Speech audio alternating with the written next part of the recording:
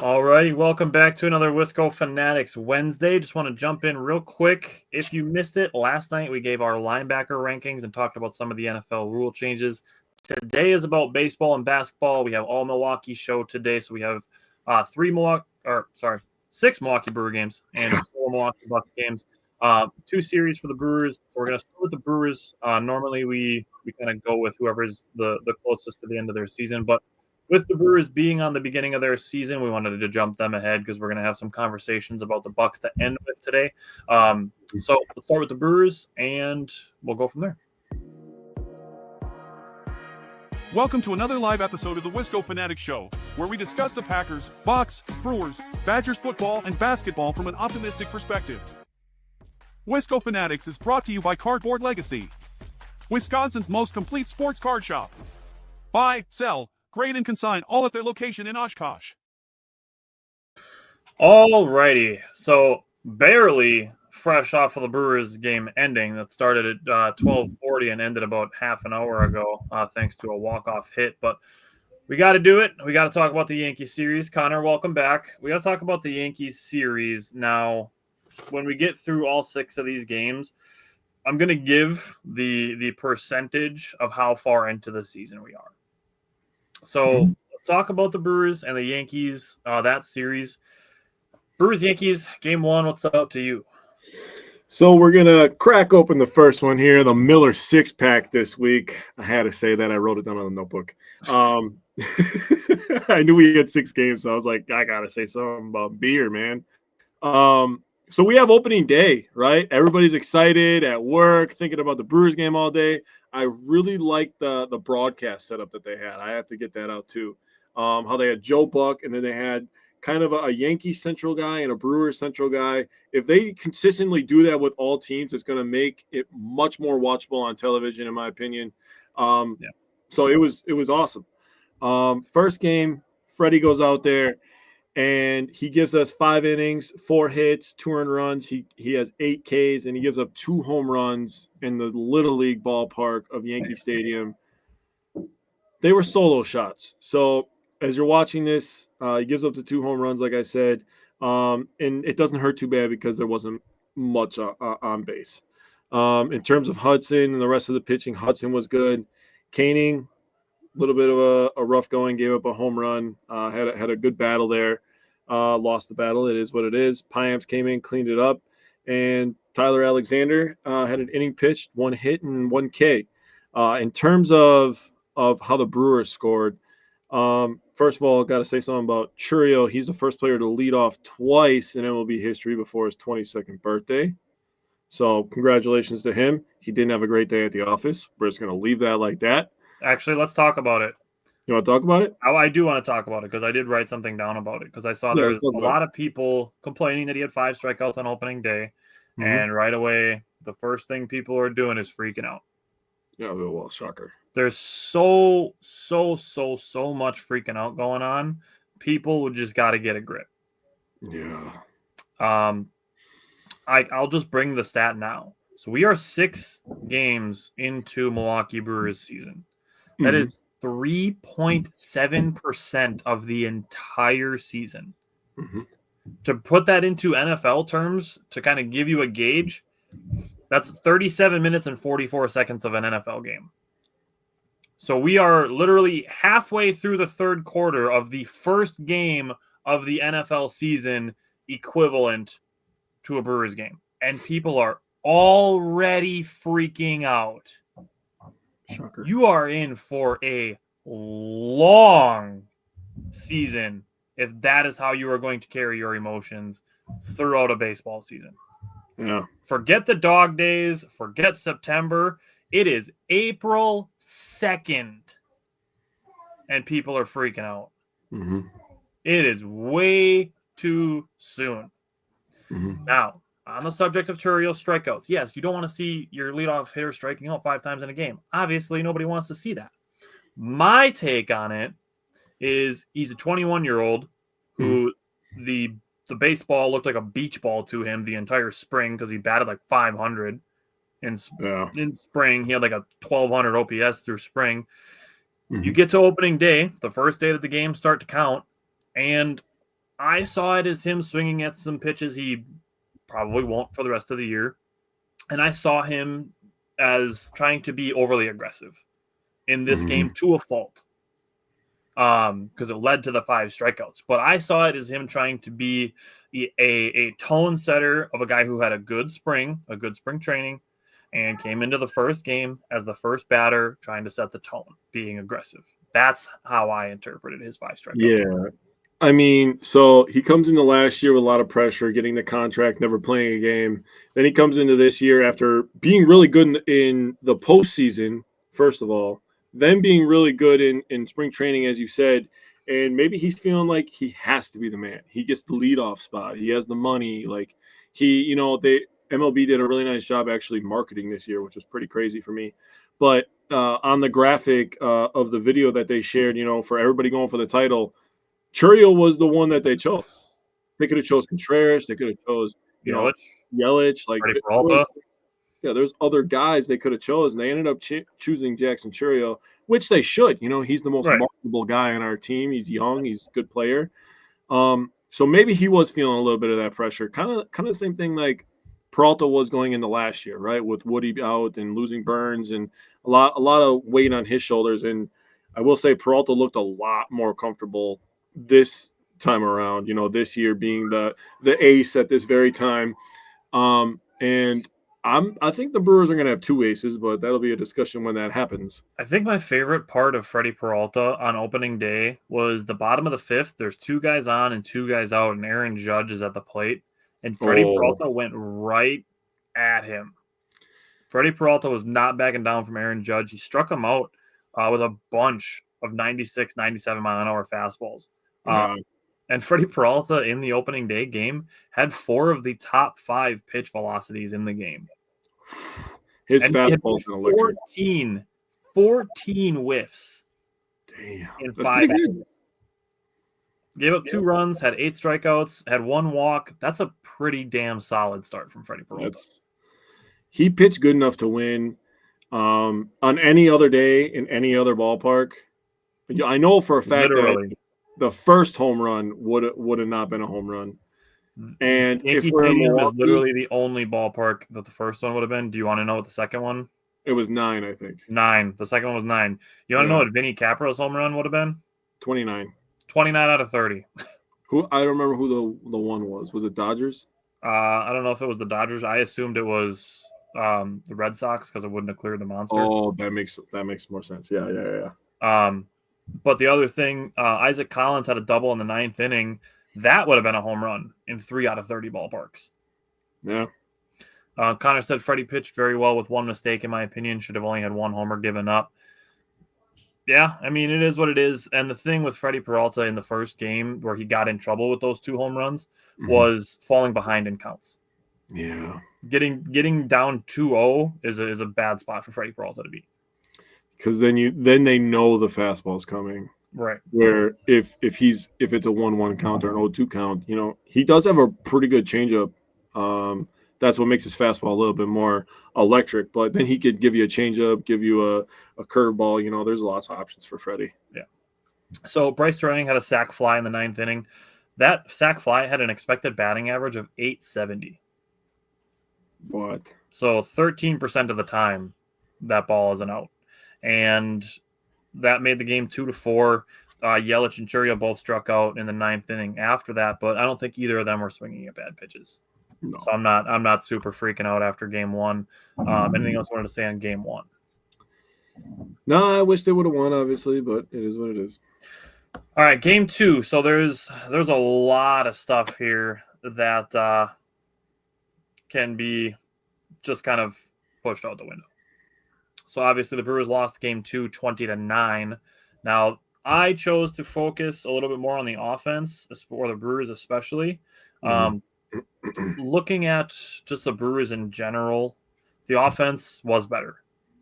Bryce Turang's home run that he hit was the hardest hit ball of his career at 109.8 exit velocity. It was also the second hardest hit of the game. As far as Nestor Cortez goes, I mean, the Yankees jumped on him early. Obviously, he said he didn't feel that he made, the right amount of adjustments facing his former team. And the thing that annoyed me, it happened in this game, it happened in Game 3, and it happened in the first game the Brewers lost to the Royals. It seems like when the rails started coming off a little bit, the strike zone got tighter, which felt really annoying. Offensively for the Brewers, every starter except for Joey Ortiz had a hit. Churiel got back on track. He had 2 hits. Gary Mitchell had 2 hits and was hit by a pitch, so he was on base 3 times. I'm glad he was okay. It was good to see Jackson Churiel using the opposite field. And we can talk about the Yankees bats after we talk about Game 2 and Game 3. So give me your Game 2 thoughts, and then we'll talk Game 3, and then we'll talk about the bats. Yeah, Nestor Cortez, as you said, didn't have his best start, gave up 5 homers, obviously 3 home runs in the first 3 pitches. And the thing that bothered me, I guess, is how people were kind of getting on him about not wanting to do the media availability. Like, let him have a sec. Like, people have been in those moments. He literally came back and talked first thing the next day. Yeah. So that's why it bothered me that people were getting on him. Like, everybody's been in a situation where things get heated. Maybe you get embarrassed. Maybe, whatever it is. I think there was like a miscommunication too. I think there was like a miscommunication too that like they said they didn't need him for something, or somebody from the team told him that they didn't need him for media or something like that. Oh, okay. And then he said he was going to do his media like first thing the next morning. So my thing was more on just the fans and the media kind of getting on him about, not doing his availability and not answering questions. It's like, let the guy take a step away real quick. Let him collect his thoughts, let him digest what just happened, because that's he kind of got ambushed. Like you said, the Yankees got on him early and it didn't get better from there. I feel bad for Thomas making his major league debut. And he gets kind of jumped on. Patrick makes his major league debut and gives up a couple of runs in an inning pitched. But a positive to take away, like you said, with the offense, we had 6 players that had an RBI in this one. So that's a really, really good sign. Yelly, Bowers, Hoskins, Terang, Capra, and Churiel all had RBIs in this one. So you want multiple people in your lineup producing. Runners in scoring position, they went 3 for 16 in this one. Again, we've talked about this plenty of times. I saw people complaining about it, like, oh, they had opportunity to score just as much. Yes, they did. That's a good thing. Take that as a positive, okay? Having 16 attempts with people in scoring position is a good thing. Did they come through today? Not how you wanted them to, but they're going to have more opportunities like that, and they will cash out and they will score big. That's just how this team is built. Yelly was 1 for 3, Hoskins 1 for 2, and Capra 1 for 2. Those are the 3 people that had the hits with runners in scoring position. So good job by those guys.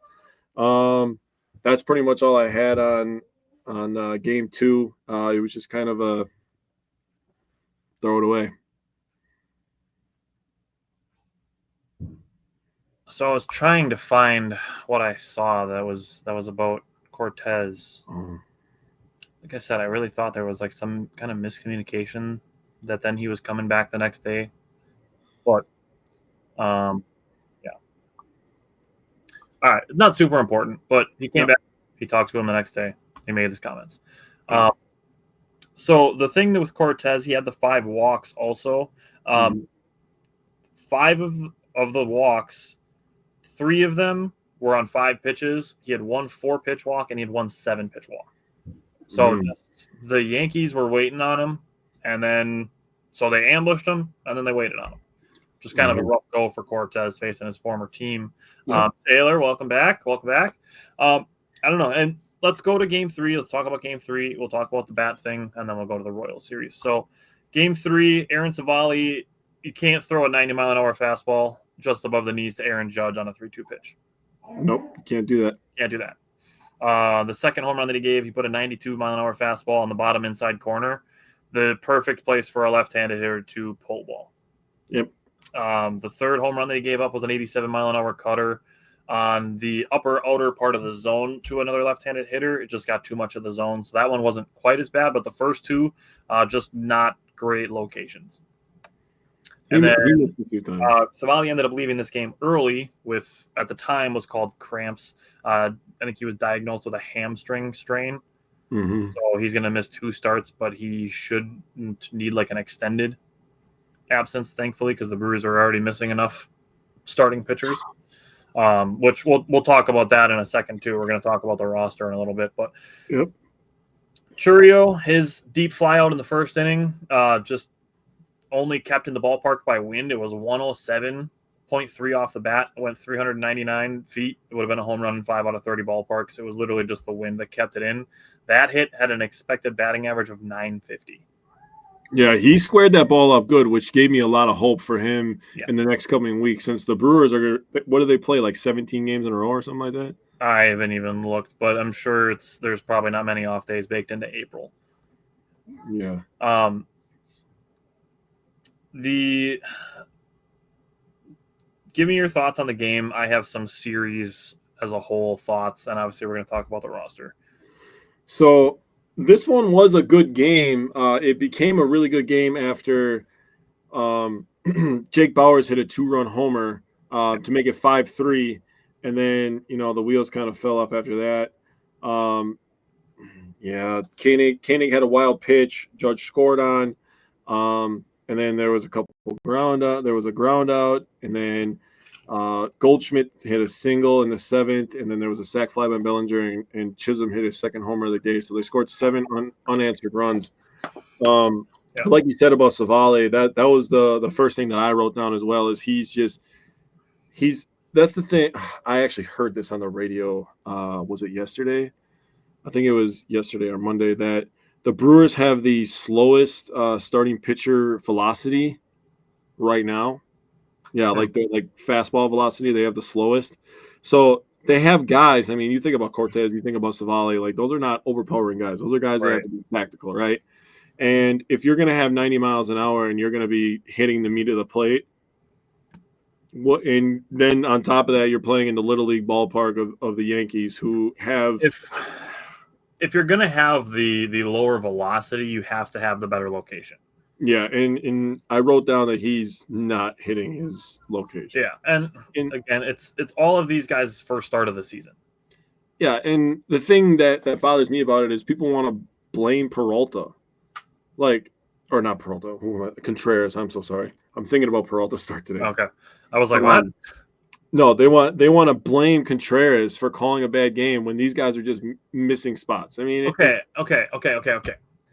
This is directly related to what I have been saying for years about sports fans, and we, as sports fans, we have to move past this because it does affect the way that you think in your daily life, even if you don't think it does. We have to move past this scapegoat mentality that if this one thing or this one person was different, then all of the problems would be solved. It doesn't work like that, especially in team sports. Yeah. We have to move on from that. Oh, if Contreras didn't call a bad game, then all of our pitchers would have been better and we would have won. Like, if Jackson Chourio doesn't strike out 5 times, we would have scored more runs and we would have won. We have to get past that scapegoat mentality. It's a team game. You win as a team. You lose as a team. Every single coach will tell you that. Mm-hmm. There's not a single coach that's going to look at one player and be like, if that guy was better, we win. Now, there's very specific situations, but when you get into those situations, there's always things that could have been done by everybody else who had an effect on it before it gets to that situation. I agree. 100% agree. Thank you, Taylor. Anything else you wanted to say on Game 3 before we talk about a couple things as a series as a whole? I just want to give credit to Bauers and Frelick. Jesus Christ. You could have let it slide. I'm gonna say something about Frelick, dude. I love that guy. We'll talk about him because I have thoughts as well. He battles, dude. He's just a grinder, man. He goes out there, he battles on defense. He's a Gold Glover out there, and when he's up the bat, dude, you can have he does swing on first pitch a lot because he's a good contact hitter and he's got good speed. He's a left-handed guy, so he's closer to the first base. But every once in a while, dude, he gives you one of those at-bats where he's just falling off like 6-7 pitches in a row, and you're like, that guy on the mound has to be furious right now. Right? He emptied the goddamn kitchen sink on this guy, and it's not budging. So I love Sal Frelick just because he's a gamer, man. Yeah. So I saw a lot of people complaining about Sal Frelick batting 5th in the order because guys that don't have power are somehow perceived that they should only lead off or bat 9th. And Taylor said he's surprised Jake's hat's not backwards. The perception that you have to have like some sort of power hitter in the middle of your lineup, I think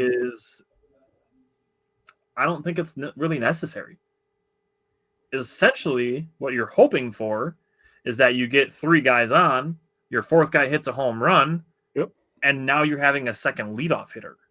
Yeah. That's essentially what you're doing with the 5 spot, is that he's serving as a second leadoff hitter in the middle of your lineup to get on for more guys. Well, then on top of it, think about the Brewers' play style, right? Getting on base, stealing bases, causing havoc.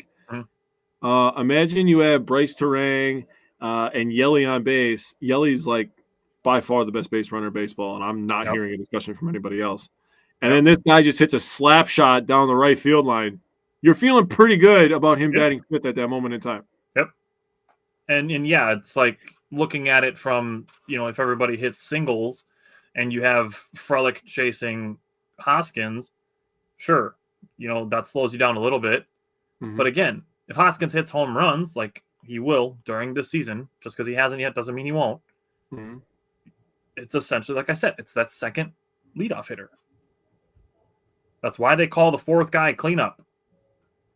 So it is an old school mentality, Taylor, and there's a lot of things that the Brewers do that do not fit old school baseball mentality, which I'm okay with. It makes them more fun to watch. That's fair. Sal Frelick in this series was on base 7 times, had 5 hits, only struck out twice in the entire series. I'm good with Sal at 5. I like it. He's not going to get the home runs, but again, he's going to get on base. He's going to put the ball in play. Yeah. Okay. Let's talk about the bats. It's obviously a hot topic of conversation. The Yankees using what they're calling a torpedo bat, shaped more like an eggplant, but it is what it is. I have so many things I want to say right now.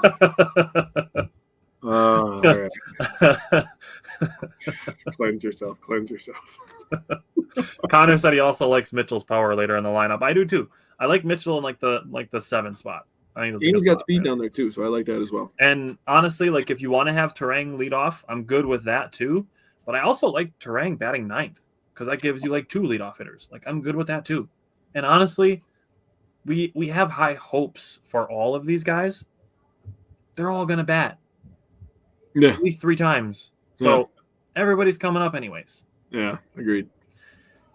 So it moves essentially the harder part of the bat, the hardest part of the bat from the end to about 3 inches off of the end of the bat, and then lowers the handle and makes the harder spot of the bat, the part of the bat that makes contact with the ball more. Now, I don't think it's going to be long, but if MLB is going to let people keep using them, everybody should get one. Yeah. And if the Brewers just kind of get the guinea pig that gets hit by them, it is what it is. But if the Brewers, I already saw that Rhys Hoskins has an order for some of those bats. Use them until the MLB says you can't. Yeah. If they're making a difference, that's how I feel about it. Yeah, so essentially from what I've heard, which is not much, I guess, is that, by moving that down and distributing the weight lower into the bat, it actually ups your bat speed. And the guys who, because you got to think about it, right? The guys who are getting paid are the ones who put up the big OPS numbers. OPS gets you paid. So if you have OPS, you get paid, which is all these guys are really worried about, really. And if you have better bat speed, you're going to hit more home runs. You're going to hit more doubles. So who cares about the strikeout numbers? Nobody looks at that anyways. Nobody cares. It's pretty much become a generally accepted paradigm. Yep. If you want more home runs, you have to accept more strikeouts. Yeah. It's literally Jake Bauers. Like you're accepting his strikeouts because he's going to hit dingers. And you know what they say, man, the chicks dig the long ball. So I had to say that after you talked about home runs. Really how I feel about it is I said this last night. I'm going to say it a little bit cleaner. The Yankees are smart. For the person that works for the Yankees that came up with this is smart. I'm not going to lie to you. What I read was they hired a dude from MIT, and that's where the idea came from. Okay, so my statement literally just stands by itself now. He is smart. He went to MIT, so they're brilliant for this. People are going to hate on it because it's the Yankees. I do as well. I hate that we're the guinea pigs. Somebody had to be the freaking guinea pig. There's only 30 teams in MLB. There was a 1 in 30 chance that we were going to be the guinea pig if we were playing the Yankees, right? 1 in 29 if you take the Yankees out. Yeah, but I guess. I get what you're saying. But they're smart for coming up with it.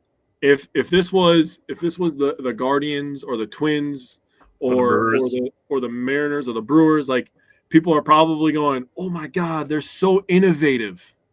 The word choice is going to be different. It is what it is. I don't like that the Yankees are the ones that came up with it because I don't like the Yankees, but they didn't need any more help. It technically is not against the rules, so I can't be that upset about it, right? Yeah, and we'll get to a point where, scoring goes up, and then MLB's like, okay, yeah, can't have that, even though they want scoring to be up. So then they'll deaden the ball, and then the scoring will go back down, and then they'll let them use the bats again, and then they'll juice the ball, and it's Connor, it's a different thing, Connor. Like Taylor just said on Facebook that it's an old school mentality. There's a big thing where it's like bats have always been this shape. Mm-hmm.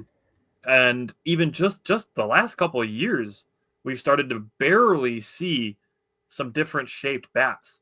Like Bryce Terang's bat comes to mind, where he's got the big counterweight on the bottom to kind of even the weight of his bat out. We've recently been seeing the axe handle bats that have the bottom of the bat isn't just a circular curve; it's shaped like an axe. Mm-hmm. So that's a pretty new thing. Differently shaped bats, that's not a new concept. It's very, very fresh in Major League Baseball. They're going to have to be careful, man, with what they're allowing these people to do with these bats. But I feel like it's a slippery slope, man. I think bat shape is kind of a little bit of a Wild West scenario right now. Yeah. Like they're going to be doing a lot of math on it. And they're going to be paying Ivy Leaguers to be like, hey, figure out, do some science on this shit and figure out how we can make this better for us. Yeah. Somebody's going to ask AI. Yeah. It's going to be like, dude, they're going to be doing all that stuff. And then it's going to be like Channing Tatum in 21 Jump Street. And when he's like, I love this science shit. Is this what you guys do all day? Great movie, dude. I feel like that's how they're going to do that when they start getting the new bats. Oh, yeah. All right, let's go to the Royals series. So, again, this is game 1 of the Royals series, and it is another game where it felt like the Brewers fell behind, and then the strike zone got tighter. Yeah. And I think Ricky Weeks agreed, and in the top of the 7th, he got himself tossed for arguing the strike zone. Because, like I said, the Brewers are down 9-0. Why is the strike zone getting tighter? Should be getting looser. Should be easier to find strikes on the edges. Yeah. So that annoyed me, and I understand that people are not going to like this, but the Brewers right now are just having inning eaters out there in their starting rotation. Yeah. We're going to look at the rosters in a minute here, but Elvin Rodriguez and Tyler Alexander, as much as I appreciate them for going out there and eating some innings for us, they are not part of the September plan. No, not right now. If they are, then we're talking about different problems, and the expectations need to change at that point anyways. So we really, really just need to get through April. Yep. If the Brewers get through April around 500, I'm good. That's really where I'm at. Just need to tread water through the month of April. I don't have a ton of takeaways from this game, to be honest with you. I have much more from yesterday and today's games. So I don't know if you have a ton you want to say on Monday's game. So I was really just going to talk about Ricky Weeks, and I was going to talk about how the Brewers are 0-4 for the first time since 2015. That year they went 68-94. So Ricky Weeks, first of all, what's up, Eric? How you doing? Ricky Weeks, first of all, I stand behind you. He's 100% correct for victory back-to-back victory dances, man.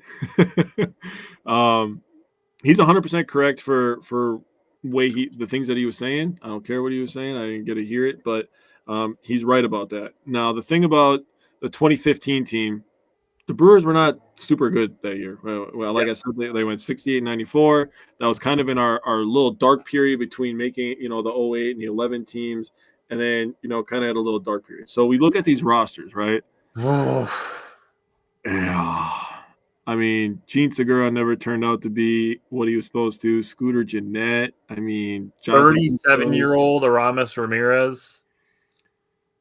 I mean, Braun is probably the only bright spot. This is like fresh off the trade, Domingo Santana. Yeah. I mean, Adam Lind, like, thank you for netting us Freddie Peralta, I guess. Yeah. But I mean, we're at the point where like this is when the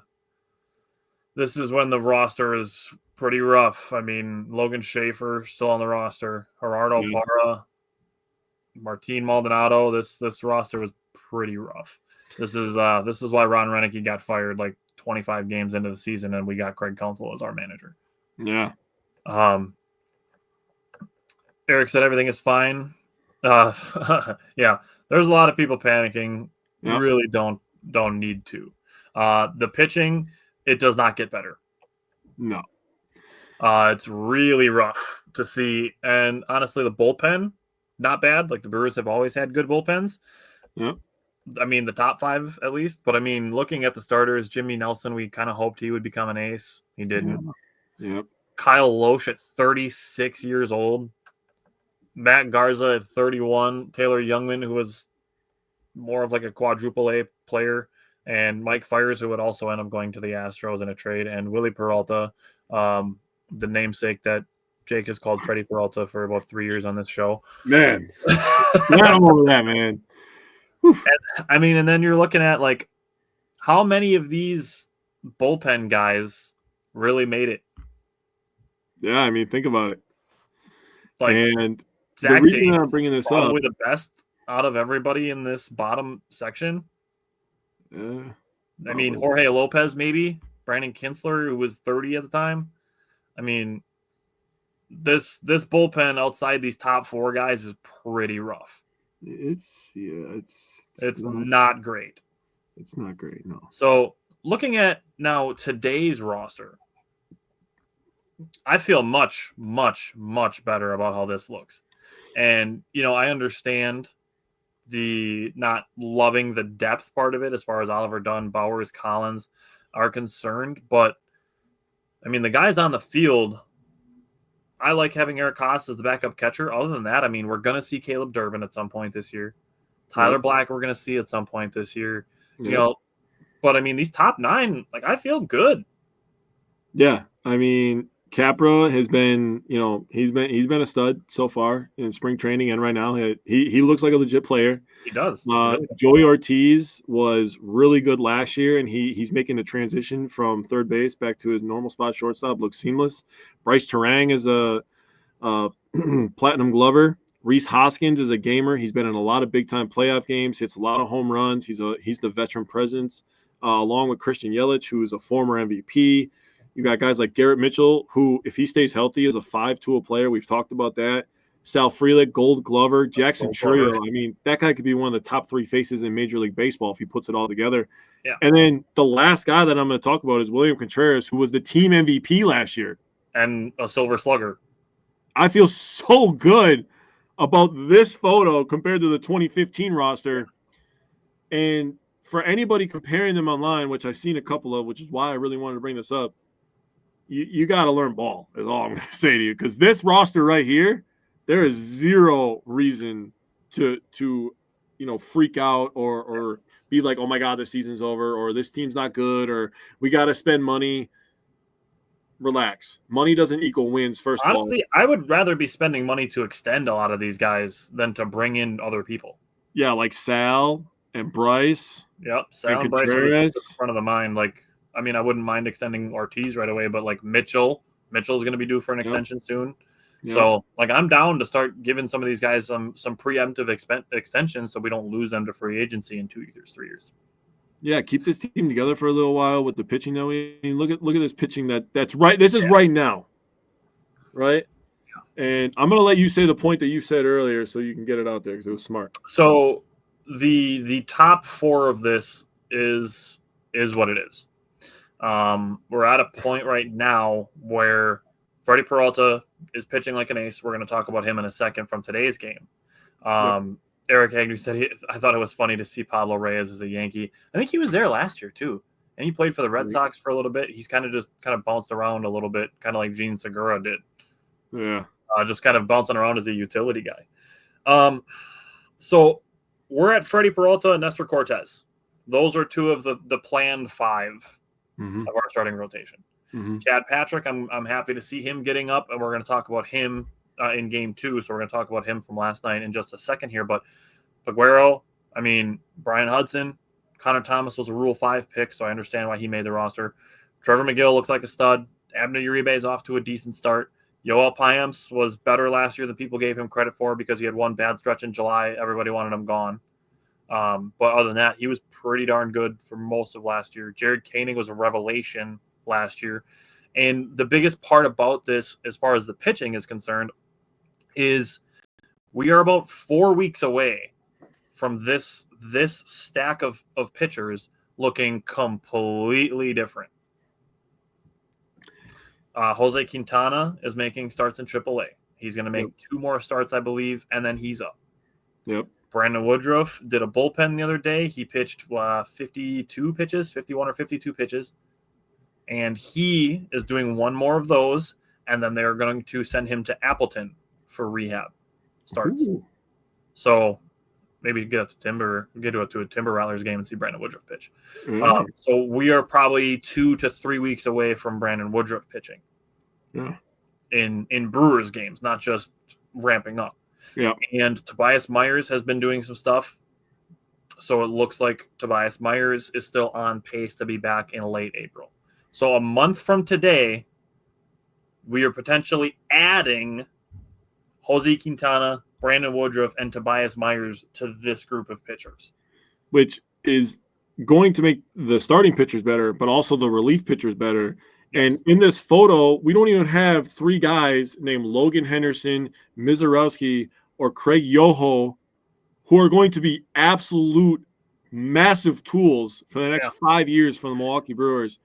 And you got, like you said, Abner Uribe just came back. He was hurt, obviously the suspension. He had to spend the first 4 games suspended. Yep. Abner Uribe and McGill are going to be locked down in the back of this bullpen. Yeah, and Brian Hudson is great. And Jared Koenig was great. Like, we're good. Yeah. And we're last fine. Name that I feel that needs to be brought up in this conversation is Aaron Ashby. Aaron Ashby is going to be a factor in this too. Whether he's a guy like Tyler Alexander who's going to kind of bounce back and forth between starting and relieving, which I'm fine with. I like him a little bit more as a reliever because I feel like that lets him be a little bit more under control. But I'm good with moving him back and forth. It looks like based on the way that the Brewers are kind of moving stuff out, it looks like Tyler Alexander is going to be starting tomorrow. But again, Tyler Alexander, unless things are going very wrong, is not a plan to be starting games for us in September. We need to just get through April. Can I say my favorite part about this whole graphic is that Jake Bauers is on here? Yeah, he's got 2 scoreless innings pitched. Yeah, he does. All right. So let's go now to game 2 of the Royals series, and let's talk about last night's game.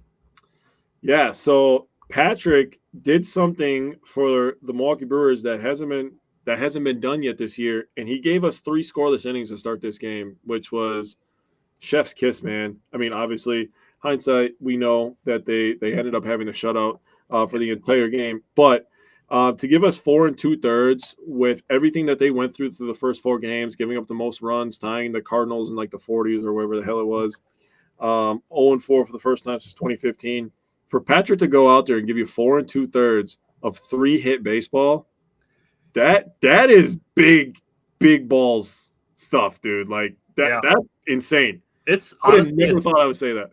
it's really a testament to him because watching him talk about it, he said he did not feel 100%. He was so nervous the day before that he like literally made himself sick. Yeah, that's crazy, dude. But he knew he was planning on making this start because he had over 300 friends and family in attendance. Damn. So good for him. Super happy for Chad Patrick to go 4 2/3, 3 hits, did have 3 walks. Of those 3 walks, 2 of them came with 2 outs, and the third one was an intentional. Yep. So I don't think it's a situation where we need to be like, oh, here we go. He comes up to the majors and loses his command. I don't think it's anything like that. I think there was 2 kind of special situations, and obviously 1 intentional walk, and then he had 5 strikeouts too. So I'm good. I'm good with Chad Patrick. Yeah. Also got to give credit to Jared Koenig. Got a really big out in the 5th inning that kept the game scoreless when the Royals looked like they may be stepping on the doorstep of scoring. Abner Uribe going an inning and a third looked pretty good in my opinion. He ended up getting the win in this one for the Brewers. Had 1 strikeout. Piamps bounced back from his tough outing against the Yankees because his first appearance in the Royals series, only giving up 1 hit and 1 K. And Trevor McGill, first sighting of Trevor McGill this year, locks it down, 2 Ks. He looked the Brewers. My entire life with the Brewers, it's just like closer for 4 years, see you later. Closer for 4 years, I'll see you later. Closer for 4 years, I'll see you later. Like they don't have to pay a closer. There was one weird stretch where they were like Trevor Hoffman, Eric Gagne, Francisco Rodriguez. They're like, we're just going to bring in these guys at the end of their careers to give us 1 more year. Yeah. But that was early 2010s. They always have a good closer, bro. I swear they always have a good closer like that. I mean, we had like Knable and Jeffress and Hader and Williams, like John Axford in there, like. Oh, the mustache, dude. The mustache. That was a vibe. Now we have a different guy with a mustache who's pretty good. Joey Ortiz is pretty good. And that stash is strong. That's a strong mustache, dude. He went from it's a me, a Joey to like full on past the lips mustache. Like yeah, you see my Harley over there? He walks in, you see his detective badge flashing off of his jacket. He could be a detective in a movie. I could see it. But yeah, Trevor McGill is just going to be tremendous this year. I mean, I picked him to be my reliever of the year for a reason. I think he's going to be tremendous. So, talking about scoring here, Eric Haas got things going. Big Haas hit a home run early in this one. Haas, Hoskins, Capra, and Yelly all had RBIs. Yelly absolutely mashed a baseball. Yep. That was one of those ones where as soon as it hit the bat, it was, for me, it's one of those ones where the sight and the sound both matched up to what you were seeing and hearing, and you're like, yeah, that's a home run. Like if I didn't see it with my eyes, I just heard him hit it, I'd be like, he hit a home run on that. Like yeah, once it left the bat, it's just like, yep, that's gone. Yeah, and I think he knew it too. That was a pretty sweet swing. Okay, can I interject on that for just a second? Because again, this is another thing that people are complaining about, right? Mm-hmm. So Christian Yelich hits a home run and is not in the lineup today. Oh, yeah. First of all, they're starting against a left-handed starter. Yep. So that's first. Second of all, I would bet you $1,000 that it was planned for Christian Yelich to be off today 3 days ago. Probably. I would guarantee you that today was a planned off day going against a left-handed starter probably by Sunday or Monday. Yeah, I can see that. Once the Royals announced their probable starting pitchers and saw that they were going against a left-handed pitcher, they're probably looking at it and being like, yep, that's the day we're going to give Yelly a day off. Yeah, so it's not like, oh, Yelich hits a home run and then he gets the next day off. Oh. Like, this was, I guarantee you, decided days ago. Guaranteed. Yeah. It's not like, oh, yep, he hit a home run. Now we're going to take him out of the lineup. That's not what's happening here. So, the other thing I wanted to say, it's good to see Abner Uribe coming off his suspension, pitch an inning in the third, get a backwards K to finish the 6th after a 2-out walk and hit by pitch by Koenig. come in, pick him up, and then give a 1-2-3 seventh and really kind of shut down any momentum that the Royals were going to build. Yep.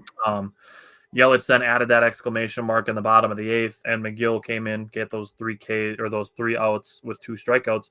The thing that really impressed me about Abner Uribe is to go 4 batters and get a strikeout and only use 13 pitches.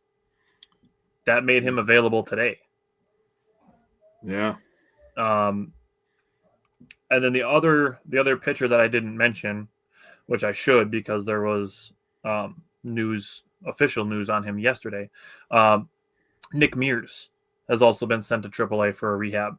So we're potentially getting another 98-mile-an-hour fastball throwing pitcher added to the bullpen in about a week or 2. Hell yeah, dude. Connor said he came in and pinch hit today, and we need him healthy. Days are good. Days off are good for Yelly, even if it's 5 or 6 innings and DH. And that's the thing. They said they look at it as DH is like a half a day off because you don't have to go out into the field. So he's going to DH more often than not. They're going to put him out in left once in a while just to keep him active. Mm-hmm. And then, yeah, he's probably going to have like every 5th day or so off. Mm-hmm. So I'm good with that. I mean, if we're in a situation where Yelich is playing 130 games, I'm not going to cry that the day that he got off comes after a day he hit a home run. And honestly, I'll give you an alternative perspective. Even if they hadn't decided it until yesterday, maybe Yelich going into last night, knowing that he's got today off, feels a little bit more relaxed at the plate, and then hits a dinger. I'm also going to say he's coming off of back surgery. I don't know if you know, but your back is pretty important to your mobility. So if the plan, and we don't know because we're not in the clubhouse, if the plan is for him to have every 5th day off, I don't give a shit as long as he's playing in September and October. It really doesn't matter to me. He's playing 80% of the games. Yeah, I'm totally fine with that. I just said this is 1 out of 6, so you're talking like 83% of the games, 84%. Yeah, that's fine. James, welcome back. And Taylor said it's good to see the improvement of control for Uribe, and that's something that they're still trying to rein in with Mizorowski. He has been good so far in AAA. So Connor, will go right to it. People started complaining on Collins hitting 3, and what do you know? Facing a left-handed pitcher, you put a righty in there, his first at-bat, he rips a fucking double. This is crazy, right? So this is crazy. But Pat Murphy, the guy who manages the Brewers, just might know more than we do.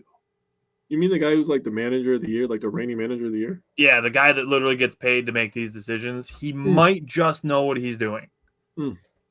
So there's a few things we need to talk about today. I want to save Freddie for last because I would love to end on Freddie. Hell yeah. And obviously we'll end on Bryce Terang. So maybe we'll make Freddie second last. 75% of today is about Freddie. But 2 things. We need to discuss the contact play because people don't like it. And I understand not liking it because it doesn't work 100% of the time. Nothing does. If it did, everybody would do it. We had this conversation 20 times last year. If being aggressive worked every time, everybody would do it. It's a strategy thing. You have to pick and choose when you want to be aggressive. You can't be like, oh, I'm so mad that we never score any offense and ruin Freddie's starts and then not want to be aggressive. Like, if you want to be passive, you're going to have to accept you're going to score less. Yeah. Not everybody's just walking up and it's not the Looney Tunes thing where Bunny's pitching against the big hitters and they're doing the conga line around the bases. That's not how real baseball works. It's not a softball game where games are ending 20-18. Yeah. Like, seriously, watch the umpire cam and look at how hard it actually is to hit a baseball, even if it's going straight. You want to see something insane? Look up on YouTube about MLB The Show on GOAT mode with the sliders all the way up. And try to play that game on that mode. I promise you're not touching that. I promise you're not touching that. Yeah, so I do it in real life. Work at McDonald's or Walmart or something. Yeah. So the contact play. Murphy said it after the game. Kurt Hogue on Twitter was saying the same thing. Bryce Terang is up to bat. He chops one in the infield. and Garrett Mitchell doesn't go. And the Brewers end up with second and third with one out. Churio chops the next one, and Mitchell goes, and he ends out at home. The thing is even if Mitchell runs on the first one and ends up out at home, I trust Terang's speed to still get to second, and you're still standing at second and third with one out. Yeah. But if nobody goes at any situation, you're still standing at second and third with two outs. And then you're still betting on needing a hit from somebody. Yep. You still need a hit with two outs, especially. Exactly. So, like, if the ball's in play, like, put pressure on the defense. Again, This is a conversation we had like 20 times last year. Mm-hmm. Put pressure on the defense. Yeah, you got to force an errant throw. You force an errant throw in that situation, you're scoring twice, not just once. Let's just talk about last year real quick. There was who the heck was that outfielder for the Rockies? Who threw a couple darts back-to-back games, whatever his name was. I'll find it after this. But my point is, you got, like you're saying, you got to force a defense to play defense, right? Is essentially what I think you're saying, right? Putting pressure on them, forcing them to make plays. We forced that guy to make plays, and to his credit, he made back-to-back plays on back-to-back days. What's his name? Nolan Jones. That's who it was. He threw two darts. Good for him. But you know what? If he goes 1 for 2 in those situations, the Brewers are scoring runs, and they're probably winning those games. So it is what it is.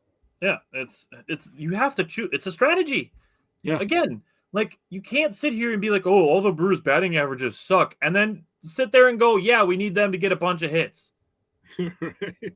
Like, again, Major League Baseball, you're talking about guys that are considered great at what they do, make outs 7 out of 10 times. The great ones.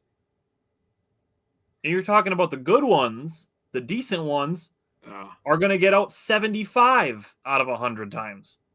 I'm telling you right now, if only 3 out of every 10 doors that I painted at my job were good, my boss would not be happy with me. Exactly. So it's a thing where if you have guys on base and the ball is in play, put pressure on the defense. If you get them to make mistakes, it's only going to increase the amount of runs that you score. Yep. Doreen said Freddie pitched great. We the boys hitting again. Great game. This was a great game. That's the other part of this. So I'm going to put this up on here because, again, this is so annoying that it's what we're doing here. We get Freddie Peralta. So, right, Freddie Peralta pitches a gem. And the Brewers tweet a masterclass from our ace. Mm-hmm. And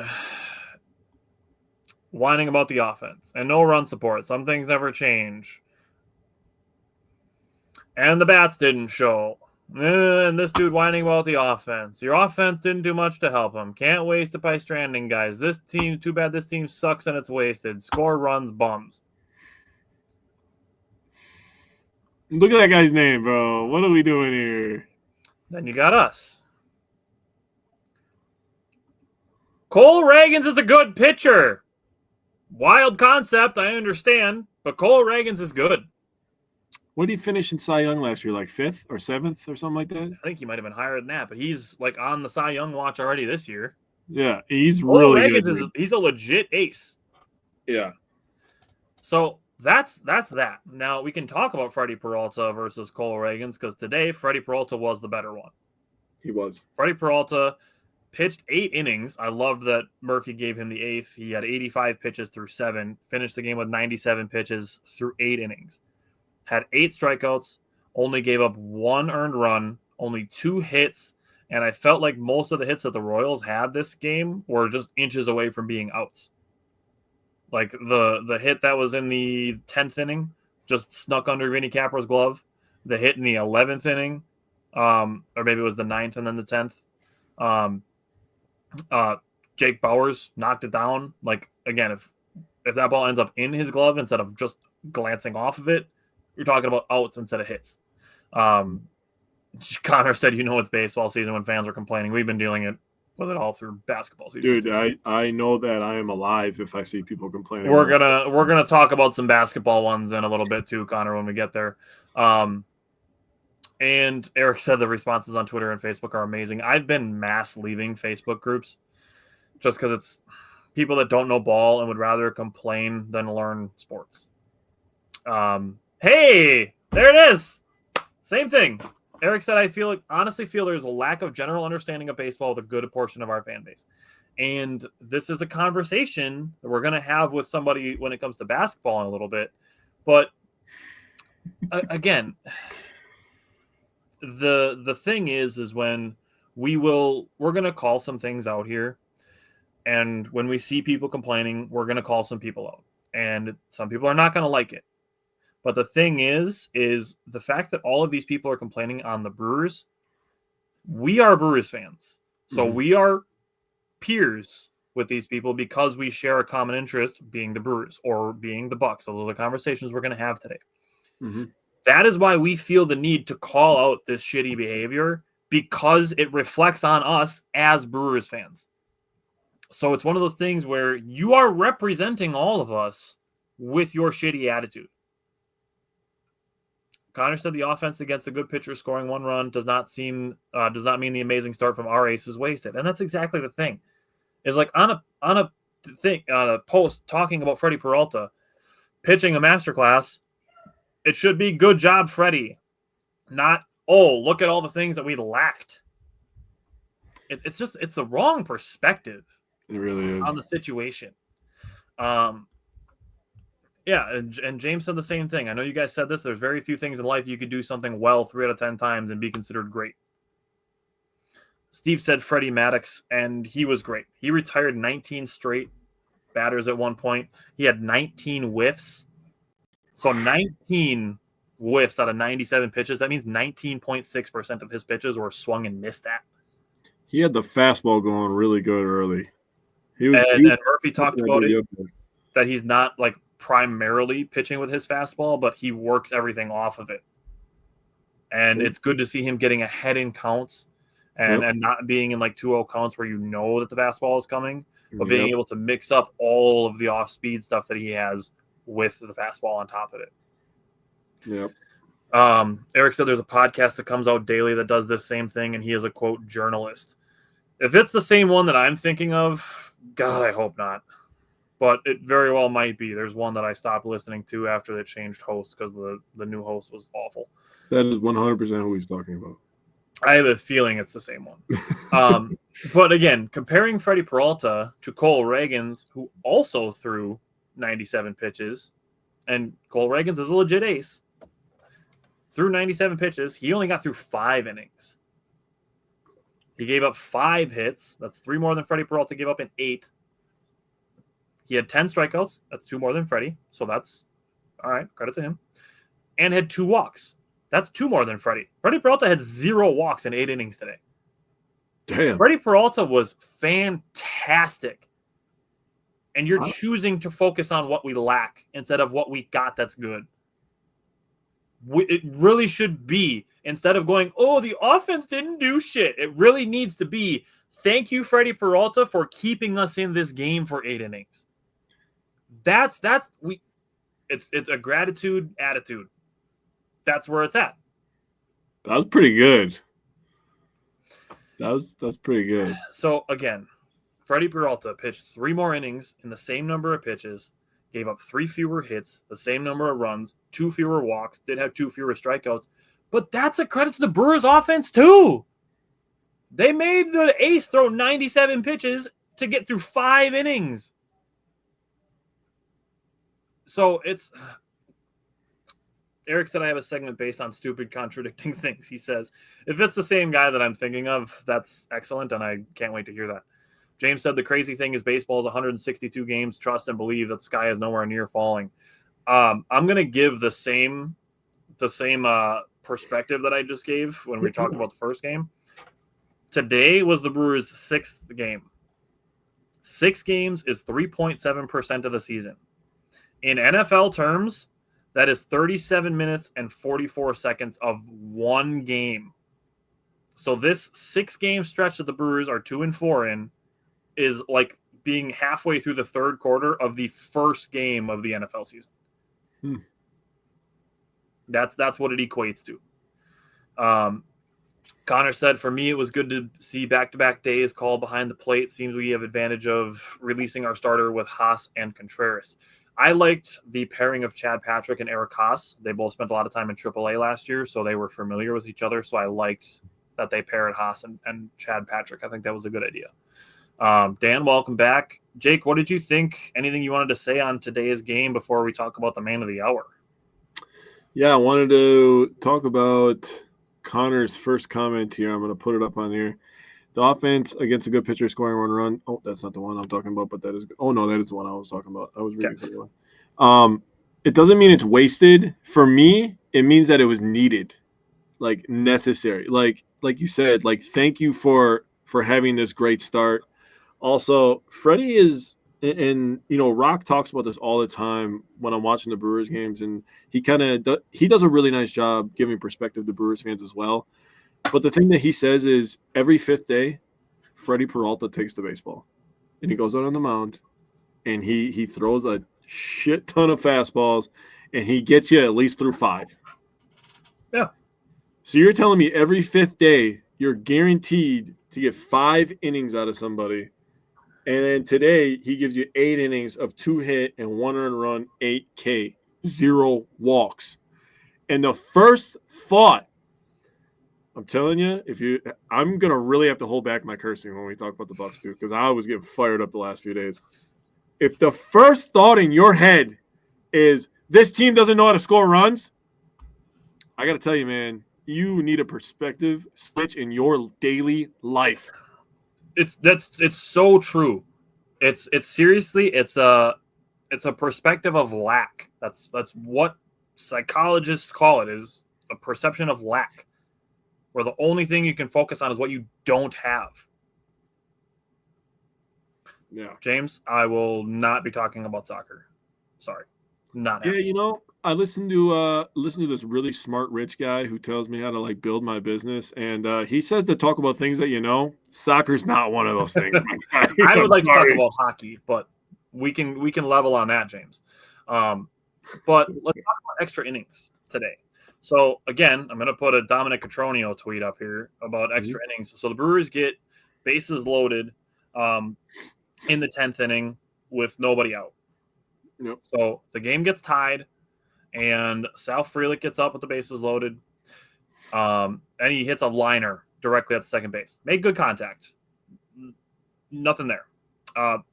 Jake Bauers took a strikeout looking. That one's a little bit harder to swallow. Jake, you're here to swing at the bat, You are. Swing the bat. Yep. And Capra popped up. It's tough. So naturally, complaining every year, the same stuff. Swing the bat, pathetic, second and third, no outs, and bases loaded, no outs, and then you get this shit. I bet you none of those people know that Jake Bauers is one of the best pinch hitters in baseball last year. Is a bases loaded, no out situation where they don't score really worth this much stress to you? I get being a fan. Obviously, I get being a fan. Started a podcast. All this shit behind me. The GOAT, Sure. RIP, his autograph is hanging on the wall behind me. But fucking seriously? Banging your head on the door? Over Game 6? Game 6. We are not even 4% into the season. Yeah. Now, we get to the 11th. Garrett Mitchell has a ground out that gets Oliver down to third base. Mm-hmm. Joey Ortiz draws a walk.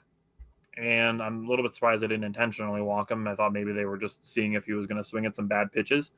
And then Bryce Terang gets the green light from Pat Murphy that if the lineup of the defense looks good and you get a breaking pitch, Pat Murphy was specific to say if you get a breaking ball, because a fastball would probably produce a harder bounce, making it easier to field and throw home. On a breaking ball, you can make softer contact.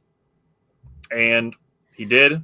Perfectly placed bunt that the pitcher, even if he had tried to throw home, which he should have, I'm surprised that he didn't, turned to throw to first bases if there was 2 outs and that was going to end the inning. Wouldn't have got Terang at first. Wouldn't have got Dunn at home. Wouldn't have got Ortiz at second. Just a beautiful bunt put down by Bryce Terang. Yep. Connor said also the Brewers were good last year with runners in scoring position, top 10, I believe. I can pull up the exact numbers while Jake gives his thoughts on extra innings. Also, they were also good with 2-out hitting last year. I believe they were top 10 in 2-out hitting as well. So just give it time. This team's going to come together. It's pretty much the same roster, honestly. So let Yelly get healthy. Let Contreras get going here. That's a guy who hasn't got going at all. Once he gets going and Churios looks like he's starting to see the ball a little bit. I need to say something about Contreras, too, also at some point. Yeah, I'll let you go in a second here. So obviously we've been talking about Peralta quite a bit. We talked about McGill, Uribe again, Koenig again. The thing about Terang is he's been working on the bunting for the last couple of years, and he's getting pretty damn good at it. So on top of him having the game-winning bunt in the 11th, he also was one that scored the run off the Churio double to tie the game. Mm-hmm. So Terang coming through in multiple ways for the Brewers today. Jackson Churio coming through multiple times for the Brewers today. Got his first homer of the year, so he's got that monkey off his back. Doesn't have to worry about hitting the first homer of the year anymore. He can just go up there and swing. And he had a couple doubles in this series versus the Royals. So it's nice to see him hitting the ball hard again, especially after people were really ragging on him after the 5 strikeout opening day. But, you know, this is – and I wanted to say this as a perspective thing. Now, you look at the score sheet of the 11-1 loss in game 1 of this series, and you might think to yourself, what good can come out of this game? Well, Jackson Churio seeing the ball a little bit better, something that you could take away from it, because he, like I said, he did hit a double, and it was a 2-out double, by the way, that ended up scoring a run. So him seeing the ball better is a good thing for this team because it's going to trickle down, obviously, through the rest of the lineup with him being the leadoff. So had to get that out there and give him credit. So Jackson Churio being good, Bryce Terang being good. Terang's been started this season off on fire, dude. He's looking really good. Like, if there's a year that this guy's gonna make an all-star team, it's got to be this year. I mean, there's some really good second basemen in the National League, so it's tough. But I hear you. Yeah, I mean, he's got to be one of the best. He's got the name. I thought last year he didn't get it because of the name recognition, but him getting the platinum glove might be enough for enough fans to kind of know him. And with him starting the year off hot, if he stays hot for a couple months here, that could be enough for him to get some votes. Obviously, you need to win, so the Brewers need to win some games here, and him kind of be the catalyst. But this is a good start. I want him to make an all-star team, man. I think he deserves it. So, Connor, you brought it up, and Jake brought up 2 outs. So, in scoring position, the Brewers last year were 5th in batting average. Yeah. So, literally top 5 offense in scoring position. And Jake brought up 2 outs. The Brewers were 12th in batting average with 2 outs last year. 12th, okay. So, total runs scored, then they must have been up there because I know it was. So, I think it was them and the Guardians who were kind of battling for that most runs scored with 2 outs. I can pull up the runs, yeah.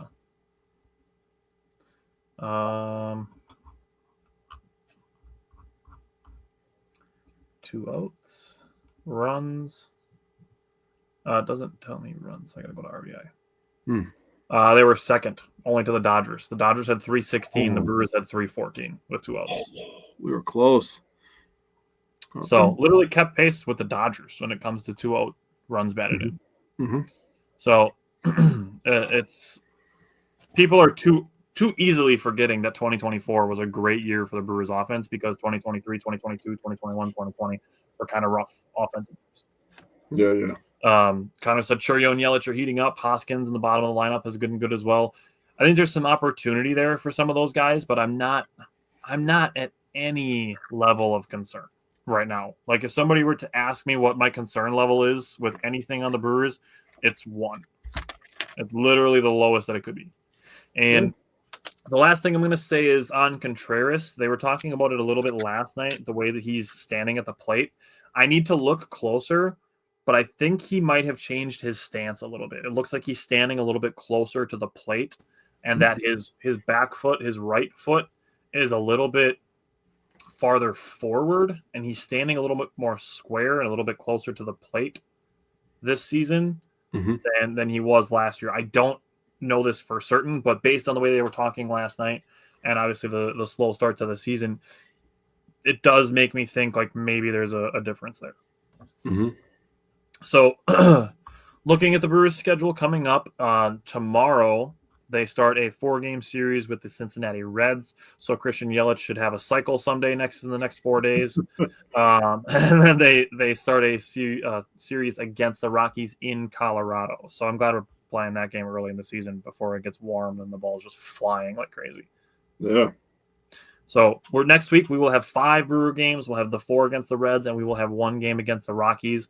Anything else that you want to say on the Brewers? No, they're going to be just fine. Connor said it seems like he's also loading earlier with the toe tap. I'm going to just have to pull some footage, take some screenshots, and see if I notice anything different there.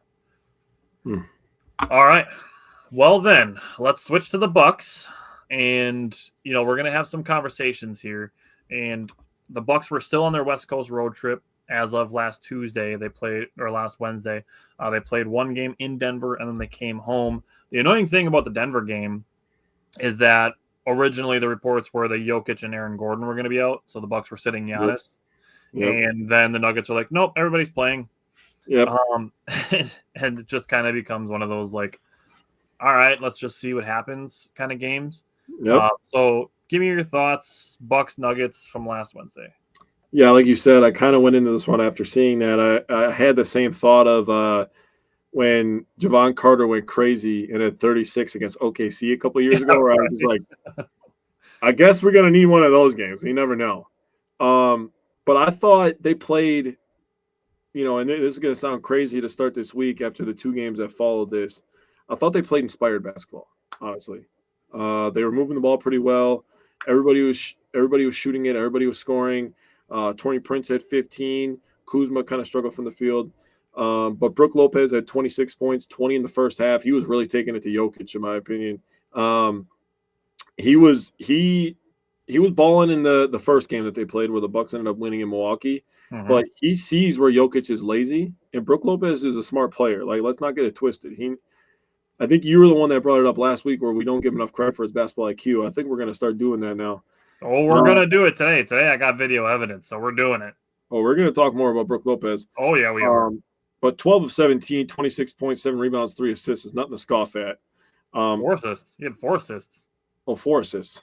And 2 blocks. I must have wrote that down wrong. My bad. I'm gonna give that big man all his assists. I'm going to give him 4 assists here. I had the 2 blocks written down as well. Gary Trent Jr. got the start in this one. 4 of 11 from downtown, which is actually a pretty good percentage. It's decent. Kevin Porter Jr., he needs to just slow down. Honestly, my thoughts on Kevin Porter Jr. are the same thoughts that I had for Ryan Rollins in this game and even Pat Connaughton in this game. Get downhill. Yeah. I criticized Badgers opponents for doing this, and I've criticized Bucks opponents for doing this. When you get a big man switched on you, don't settle for a goddamn 3-pointer. I feel like everybody does that. I hate that shit. Yeah, I get it if you can cross somebody over and get a wide open look like some Steph Curry stuff that he does. But settling for a step back jump shot over a taller guy, like you can get that shot against a regular guard. Yeah. And he won't have as high of a contest. Yeah. When you get a big guy on you, that means your big guy has a small guy on him. Get the ball in the goddamn post or go by the big guy and go downhill. All 3 of them were good going downhill. Go downhill. Stop settling for jump shots with taller players guarding you. I actually saw it a few times where Brook Lopez had smaller defenders on him while he was on fire, and I'm like, bro, throw it down. It's been a problem all 4 games this week. Like, get the ball to the big guy, especially when he's got smaller guys on him. Yeah. But it's pretty – I think it's sad, to be honest, that it took Jokic having 39, 10, and 10 to beat the Bucks without Dame, Giannis, Bobby, and Sims. Yeah. That's sad to me. Yeah. It took you almost a 40-point triple-double, which we got to have a conversation on these triple-doubles, dude. I didn't even realize that when he had his 61-point triple-double that he had literally 61, 10, and 10. Yeah. I was expecting to see like 61, like 20 rebounds and like 14 assists. And I've seen so many of these damn videos now where the 10th assist that he got in this game was absolute trash. He's dribbling from the top of the key. He goes down to the block, gets double teamed, throws the ball out to Murray. Murray catches the ball, pump fakes, dribbles left-handed, takes 2 dribbles, and finishes with his left hand over 2 other human beings. And Jokic gets an assist for that, dude. It's 2 dribbles. That's the rule. He made a pump fake though. It's 2 dribbles. That's the rule. No, that's garbage. That pass did nothing to set Murray up for the shot, but He made the whole play. he caught the ball and took 2 dribbles. That's the rule. Oh, wow. Okay. It's annoying as shit, isn't it? Every time I see him with 10 assists now, I'm like, he probably really had like 7 assists, but it's fine. Yeah. And then some good plays by his teammates. I'm gonna let him live with the triple. But it's funny because they lost, and seeing videos of Russell Westbrook like missing wide open layups and stuff is funny to me. I like Russell Westbrook. Yeah. But seeing that is funny. What I saw that I thought was funny was the Denver fans having a meltdown. But like, I've never flipped on a player so fast in my life. Like, damn, bro, Westbrook just has that effect on people, bro. He really does. I feel bad for the guy, but he also has I don't give a shit attitude, so it doesn't really affect him. So, more focus on this game here. I do want to give credit to Ryan Rollins. He was really good in this game. 17 points, rebound, 3 assists, very efficient, 7 of 9. I have his stats for the week put together after we get through last night's game because he was really, really good. He's got one thing that he's got to work on, and that's just he kind of has the Bobby Portis effect where the ball gets a little sticky at times. Where when he is cooking and he is scoring on offense, I think he leans into that too much. Like, bro, I understand you're feeling yourself. You're an NBA player. That's great. I'm just a random chunky white dude sitting in my basement, but like, bro, I'm telling you, if you just swing that motherfucker one time, moving. You swing that motherfucker one time, bro. I promise you, you're gonna be so happy with what happens. And it's gonna come back to you. Like when we get to last night's game, we're gonna have the conversation. The ball's gonna come back to you. Yep, it is. And it's a frustrating thing dealing with it as watching games. It's a really frustrating thing dealing with it as playing games. Is people have this fear that if they pass the ball that they're never going to get it back. You're going to get it back. There's a lot of You're going to get it back. Like, just move the ball. I agree. So the Bucks were 16 to 37 on threes. They were 43.2%. That's very good. It kept them in it, honestly. Yeah. And this is something that I think it's possibly going to affect them in the playoffs. Obviously, I'm hoping that we're more healthy in the playoffs, but it's happened in other games as well, where I feel that some of the threes that they're missing are just the ones that can kind of like be the drop of water that overflows the cup. Yeah. You know what I mean? Like the daggers, the ones that, you know, when you're going on a run to cut into some leads that would start making the other team feel real nervous.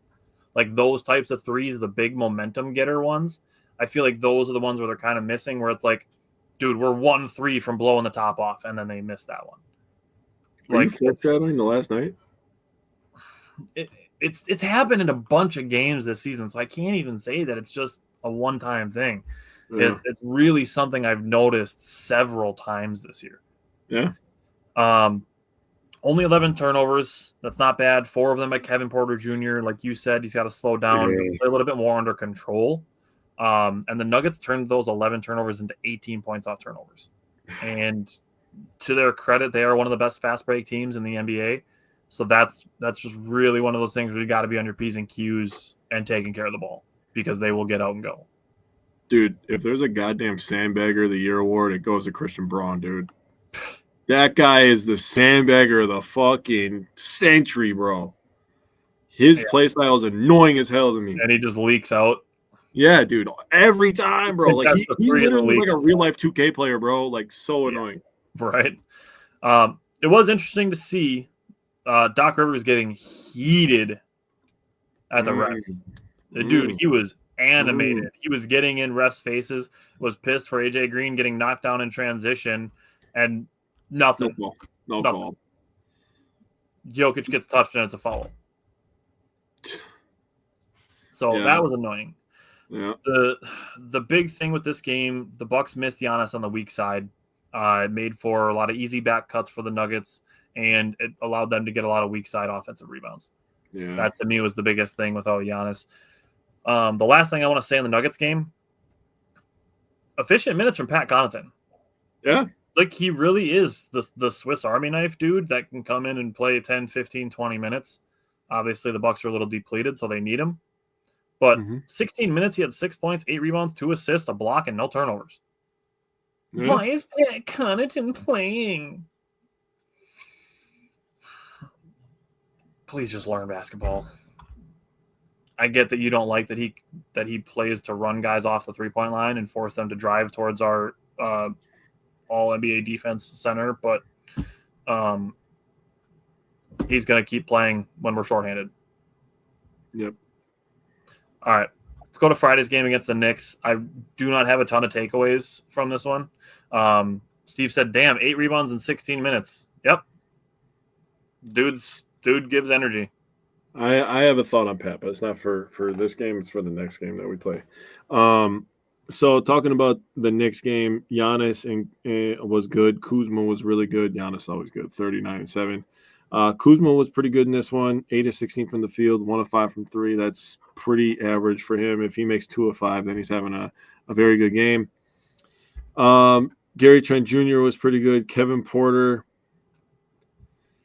he is such a hot and cold player, dude. There's a reason that he's a bench player, because he is talented enough to be a starter.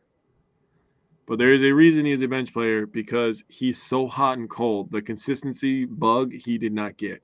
Yeah. So that's going to be something to watch for in the playoffs as well. If Dame comes back, which, we're all hoping for, if Dame's able to play in the playoffs, the thing you're going to have to watch is how does Doc manage Ryan Rollins, who's on a heater right now at the right time, and Kevin Porter Jr. I do like their minutes together. I think that's interesting. You have 2 ball handlers. I think it's interesting, honestly, to play them both together. I don't hate it, because I think it's something that you could do if Dame is back. You can play them together a little bit. Yeah. I do agree with starting Rollins and having Kevin Porter Jr. still operating as your 7th man.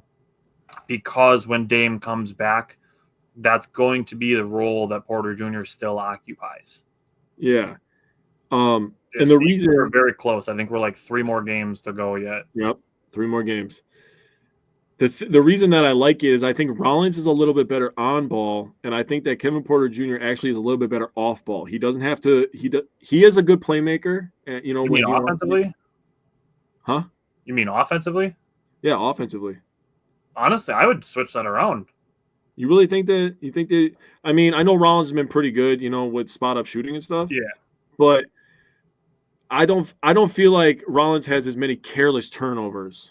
That is fair. Which leads to a lot of. He had a couple bad ones last night, but we'll get to that. Yeah. My thing with Kevin Porter Jr., and I wrote this in my notes from this Knicks game. Get downhill. Yeah.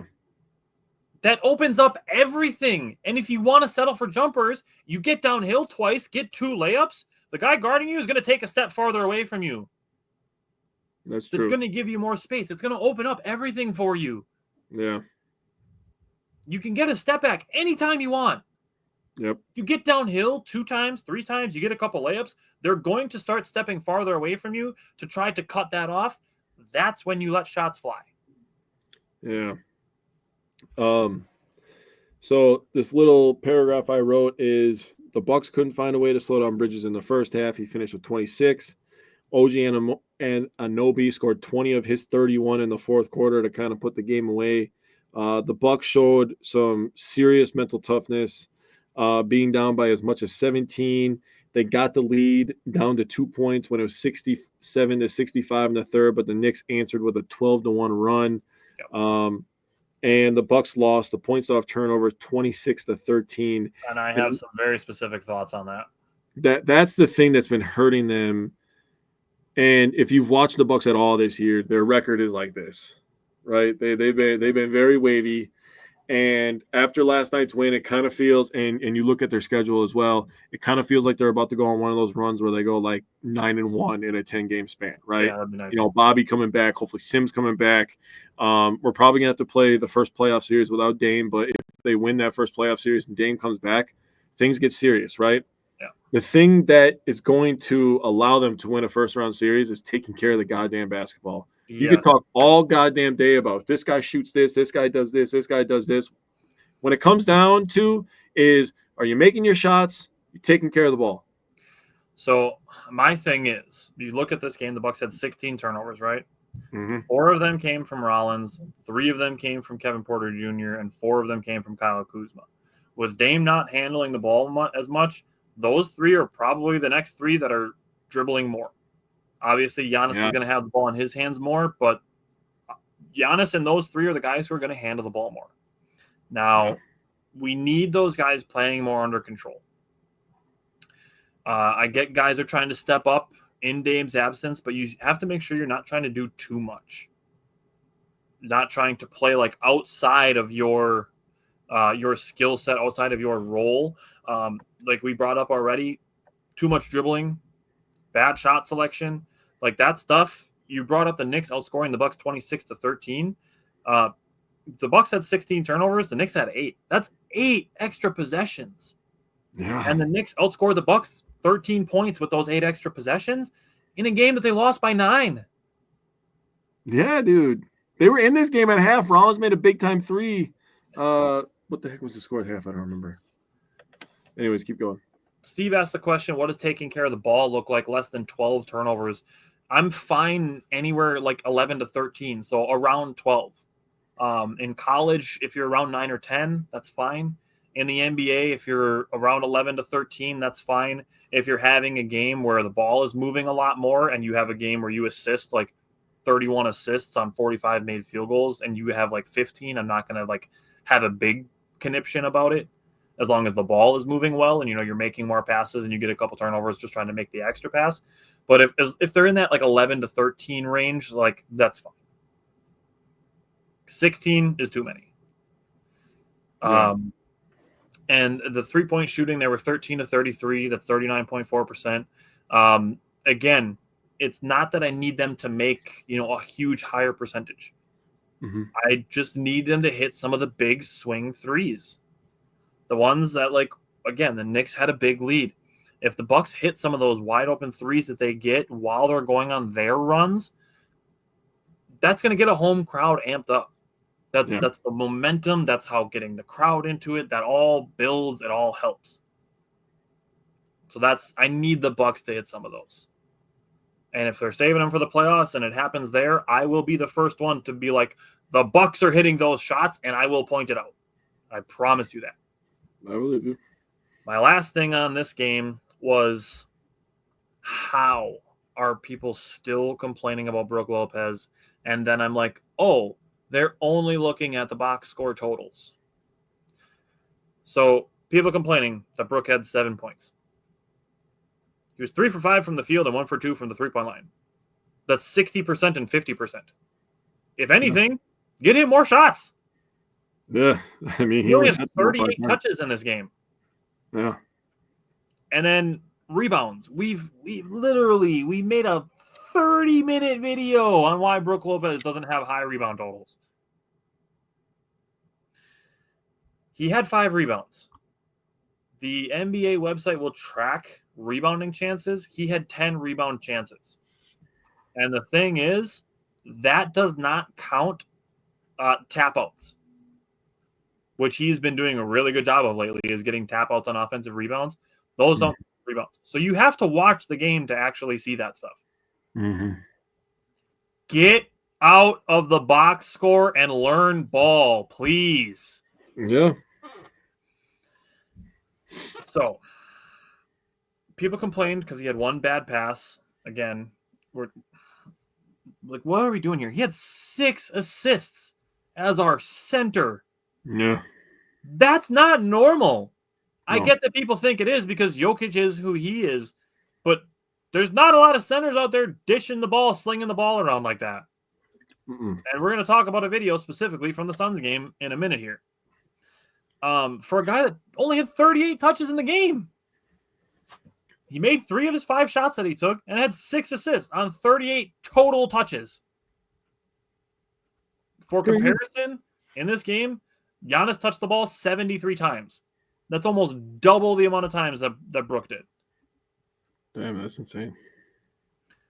So he also had 2 blocks, and when guarding Karl Anthony Towns was 1 for 5 from the field.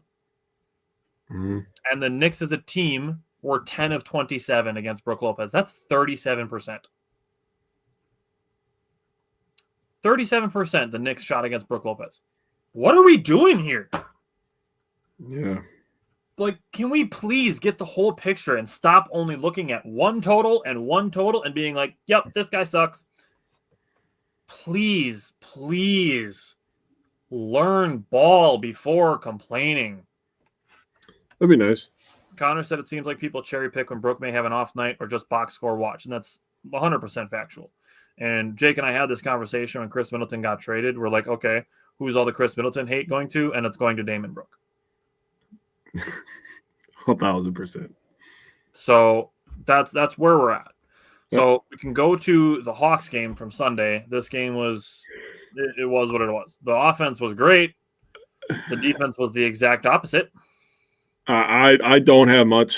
I'm gonna say my couple of things, and then we can honestly just move on because that's what I feel like. The 3-point shooting, they were 12 of 35. It's 34%. That's a little bit below their average.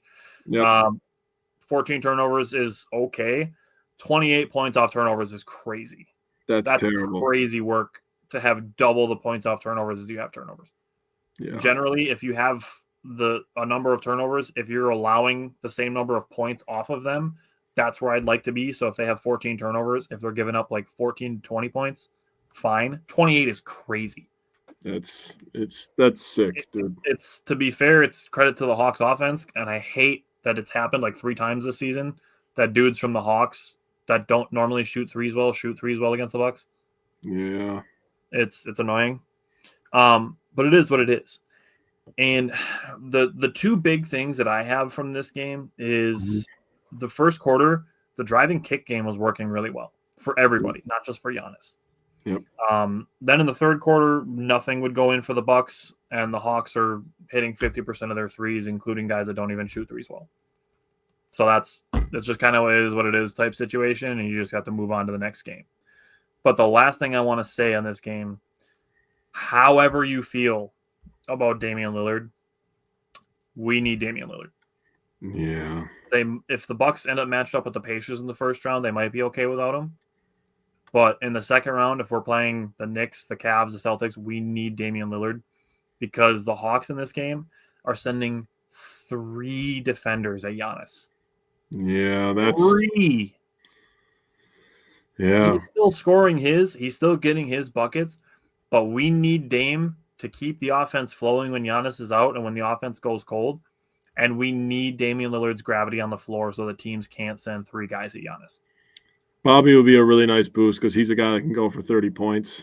Yeah. He'll gladly take all the open jumpers and he'll cut to the basket as well.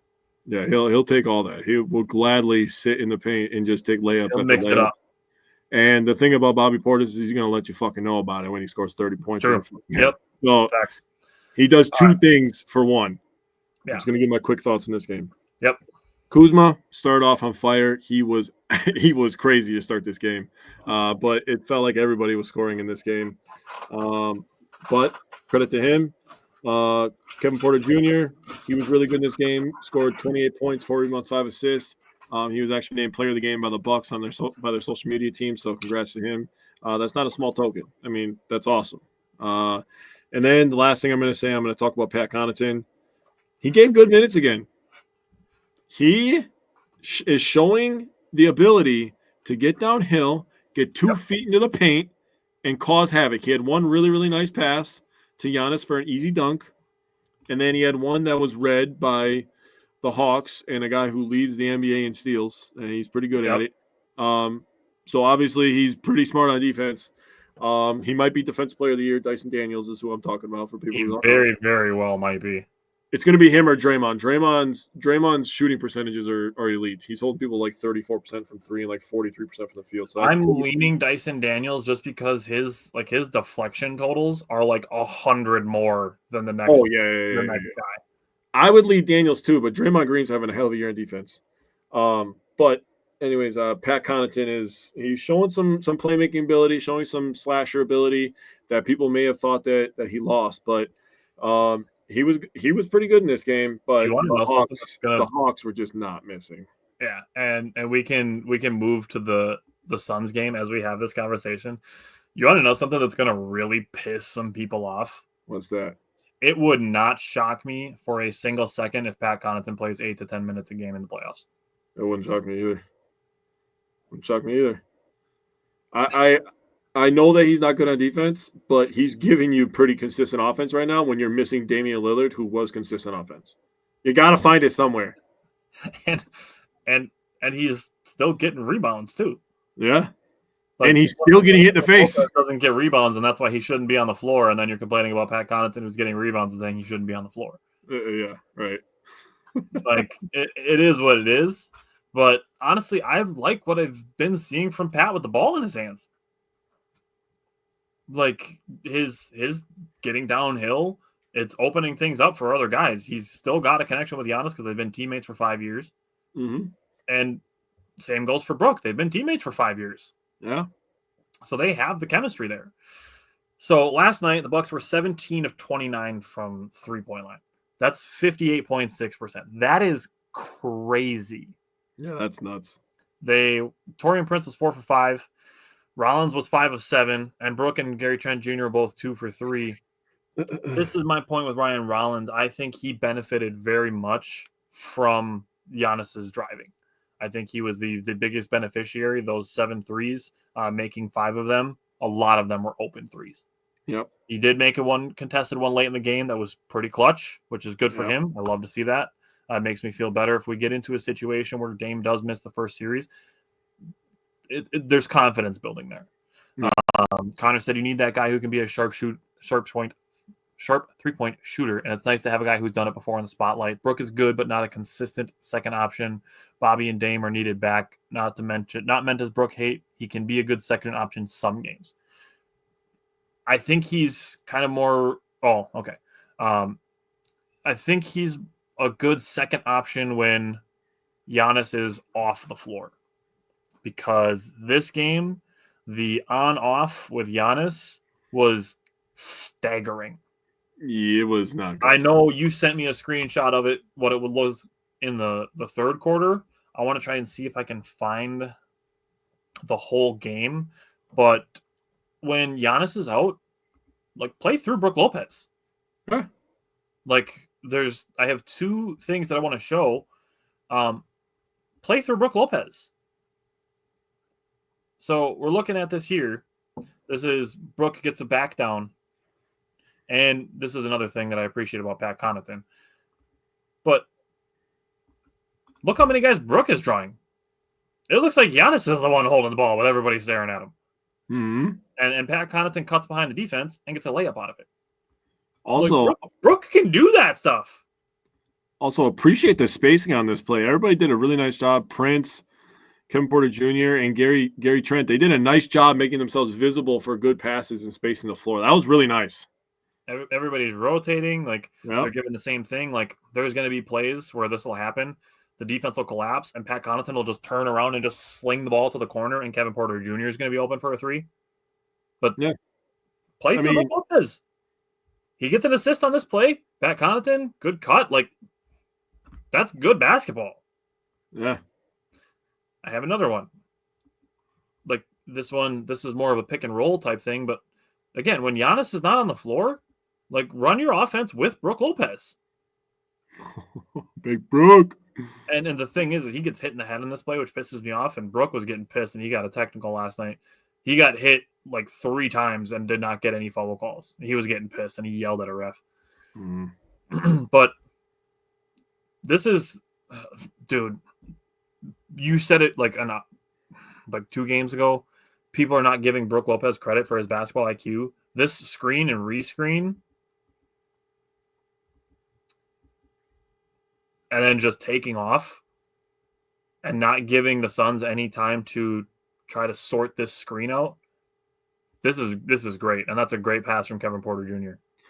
I also have to say Devin Booker is horrible on defense. He should have rotated over. And very good timing by Kevin Porter Jr. to read what Brook was doing. He slowed down a little bit, which is what we've been talking about literally this entire time. We've been talking about the Bucks and Kevin Porter. Did a nice job slowing down and letting the play develop, man. A nice job, Kevin. There's no universe where Grayson Allen stands in front of Brook Lopez and stops him from scoring. I understand that Booker doesn't want to leave Gary Trent Jr., but my guy, you got to get in the paint on this play, dude. At least put a foot down there. Come on. He didn't even move, bro. My God. And you wonder why you're never going to win a ring, dude. He's never going to win a ring, dude. He doesn't play enough defense. Yeah. Okay. So now 12 turnovers in the first half. Yeah. 10 in the second half. 24 turnovers. They did only allow 26 points off turnovers.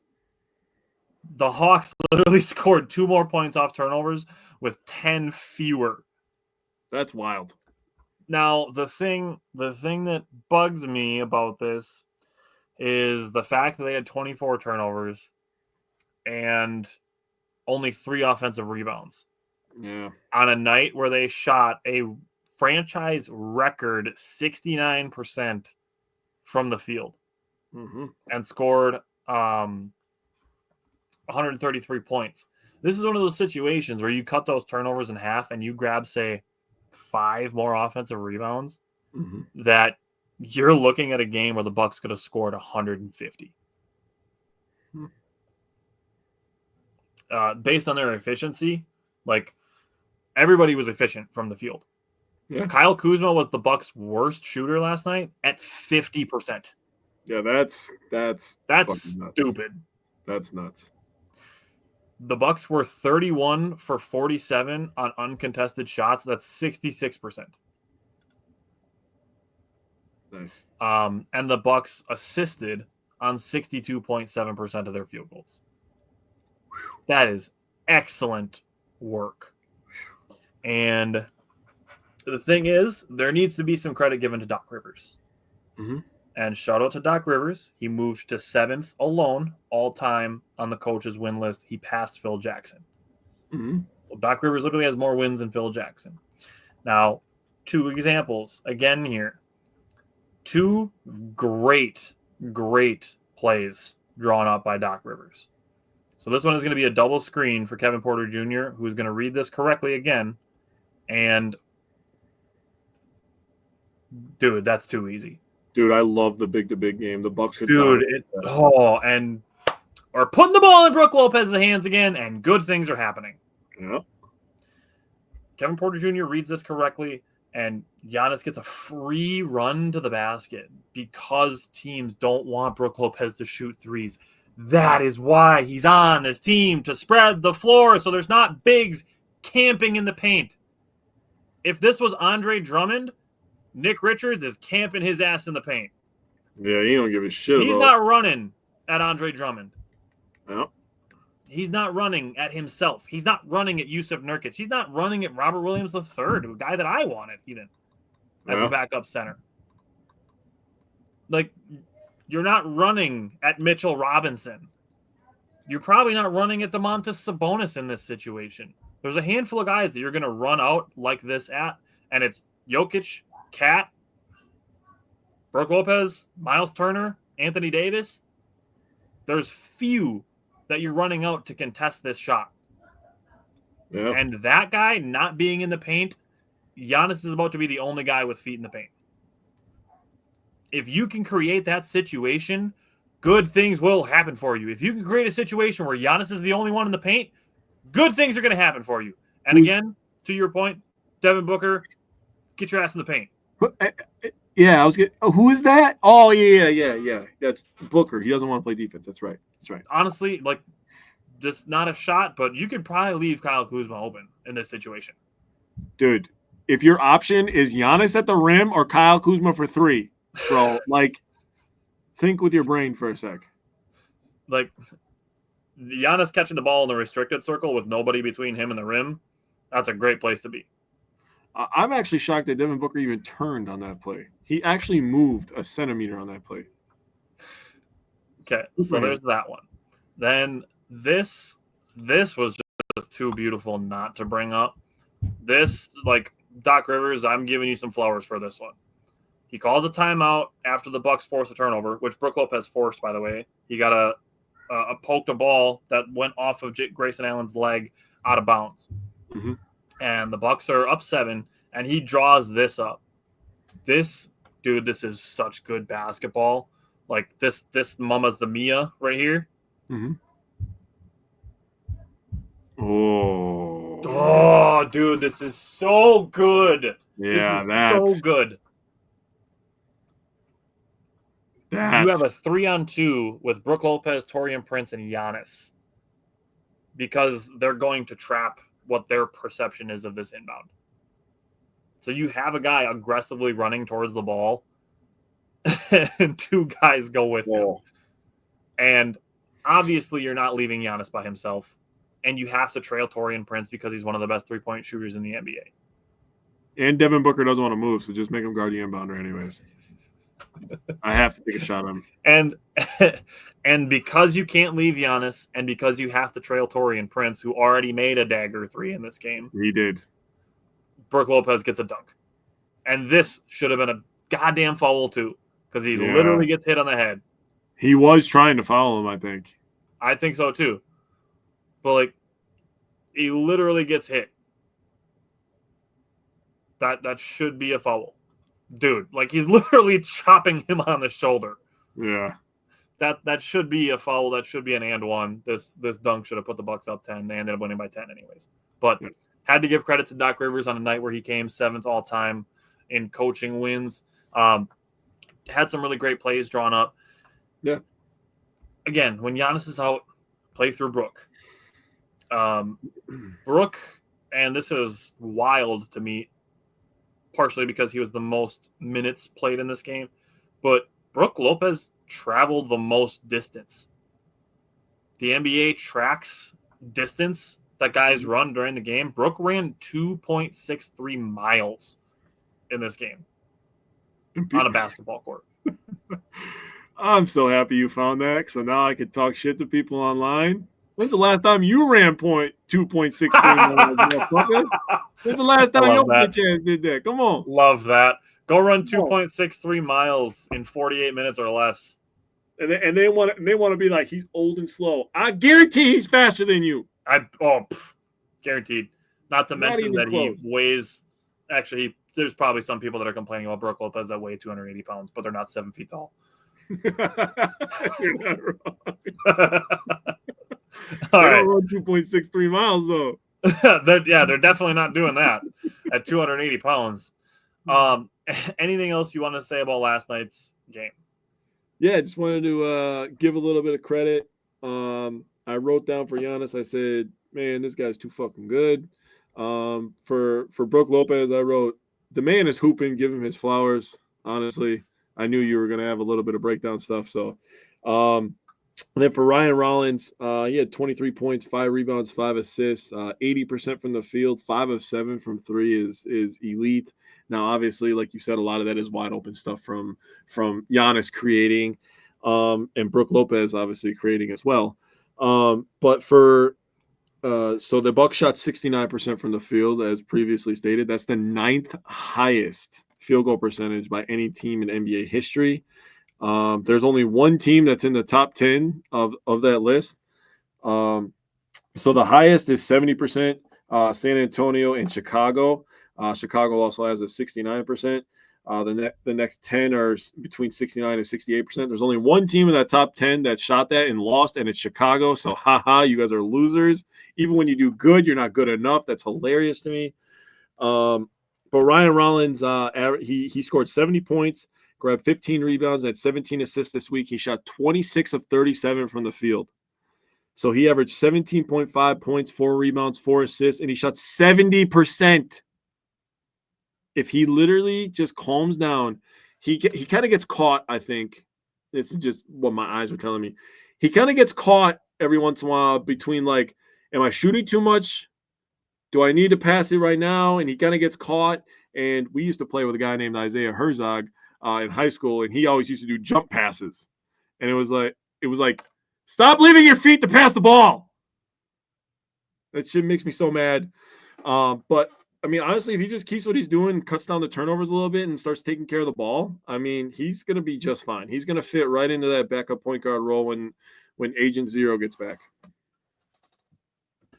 So I was hoping to be able to find some on-off numbers for Giannis. That one that I have is the entire game.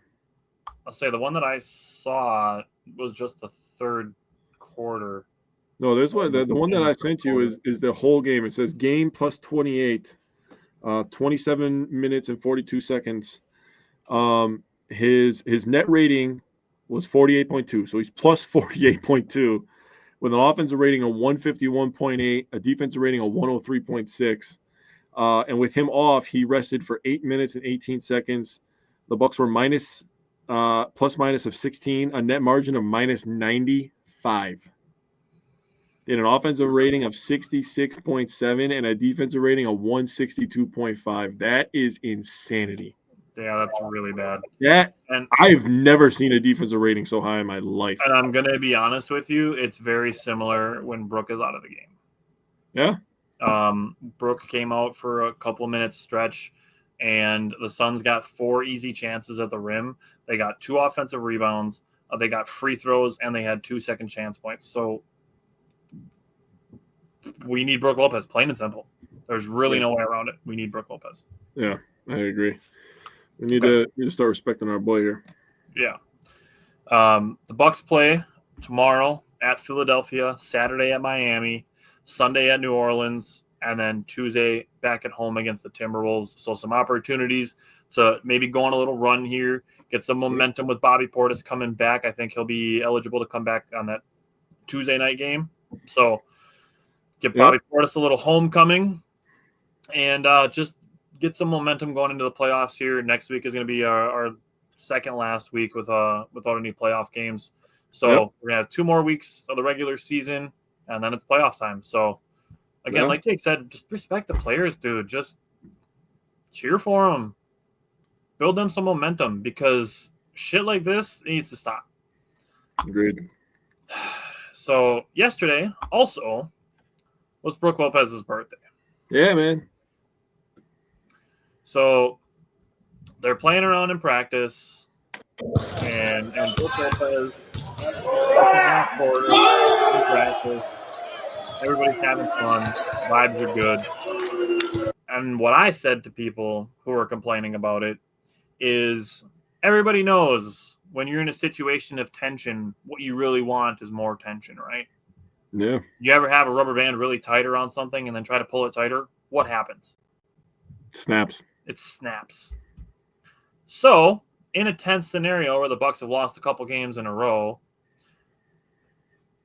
we get here. Yeah. Cool. Tell them to rebound. Everything but rebounding. I know just Brooks going to be taking some dumbass shots tonight. What did he have, 22 points last night? That Fish Middleton guy, fucking terrible account. He's a douchebag. Bro's practicing for the final shot in a big playoff game. I like that one. Time to hang it up. I wish we were winning so I could enjoy this. You don't have to win every single game to be able to have fun. Get in the paint, I'm begging. Please don't encourage this. Nope, no fun. I'm glad there are people actually saying I'm glad they're having fun. Yeah. Don't care. We're going into our 3rd postseason not healthy. Okay. Yep, that means don't have fun. What are we doing here? Yeah. Maybe you should try to practice post moves and grab a rebound.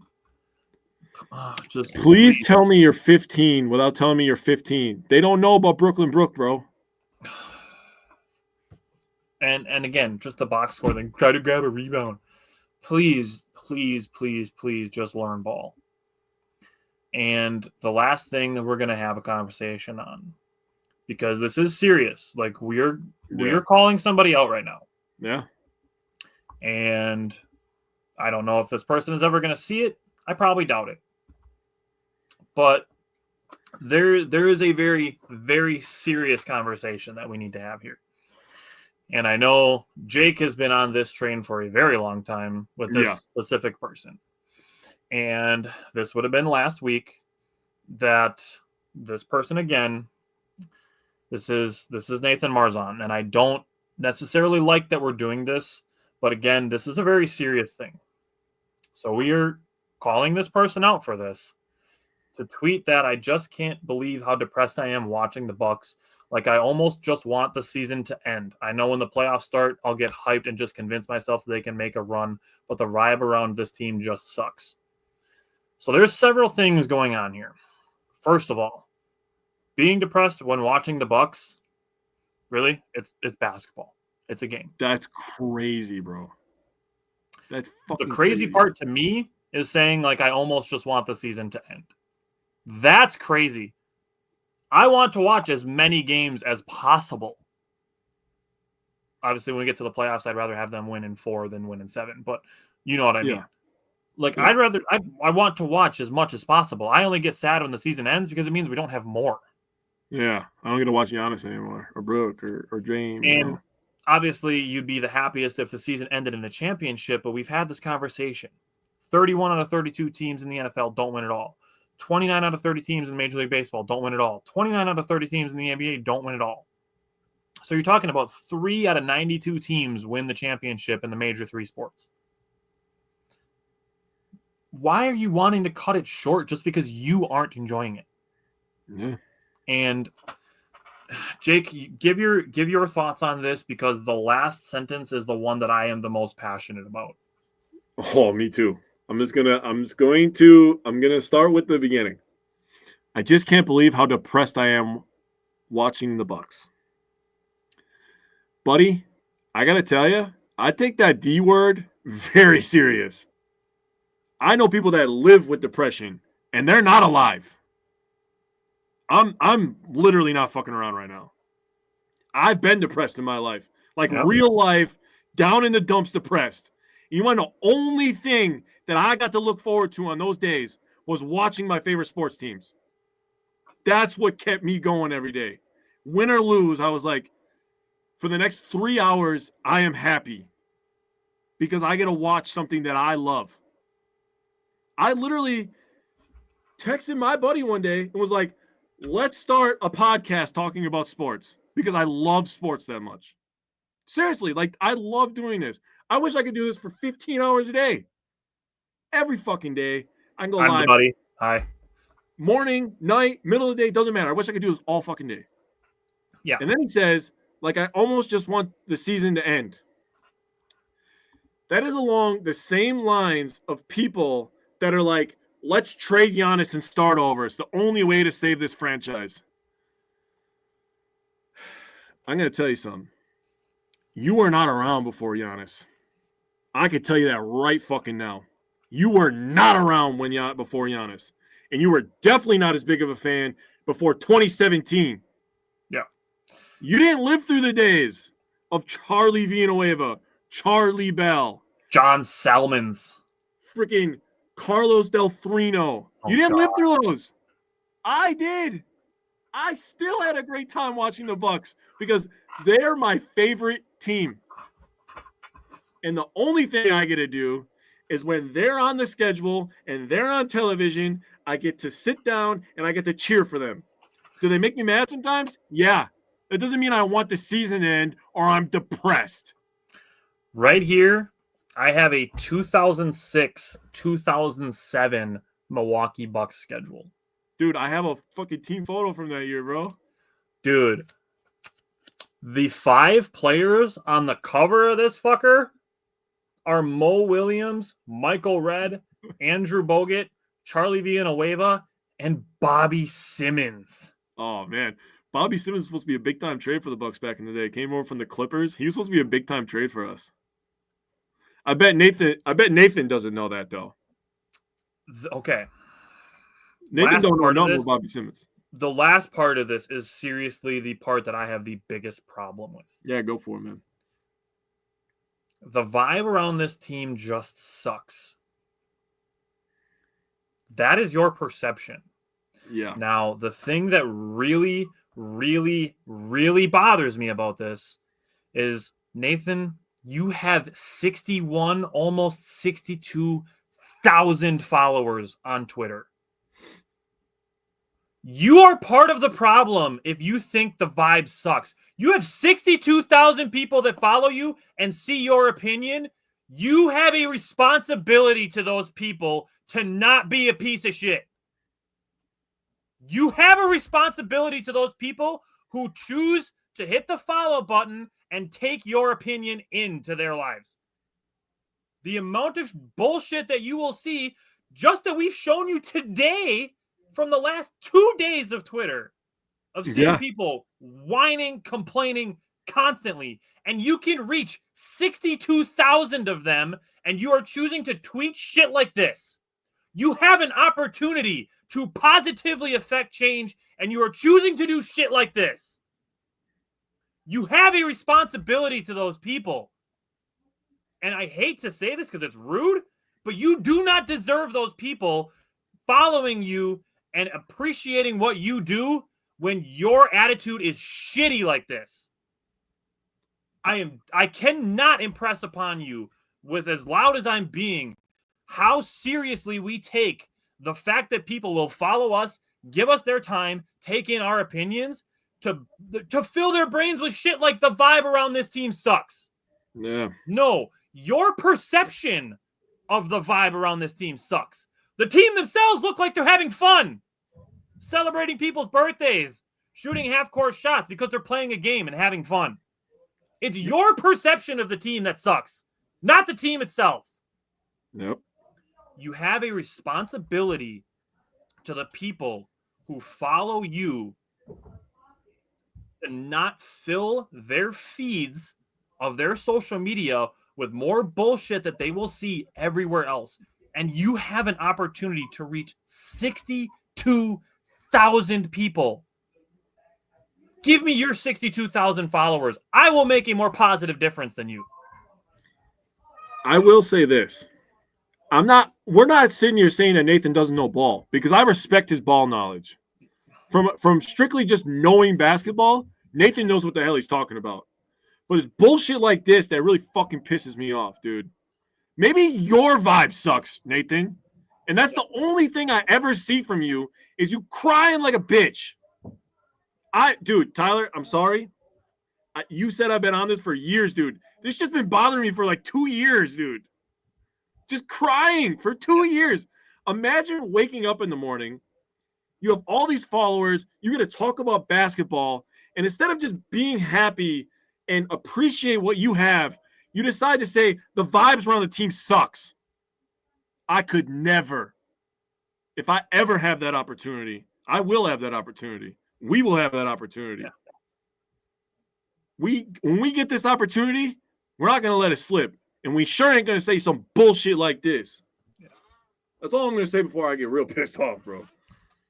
The fact that, like, saying that they look like they've quit, or saying that it's been 6 or 7 years since I've missed a Bucks game and I'm really considering just not watching some of these games down the stretch, it's a weak mindset.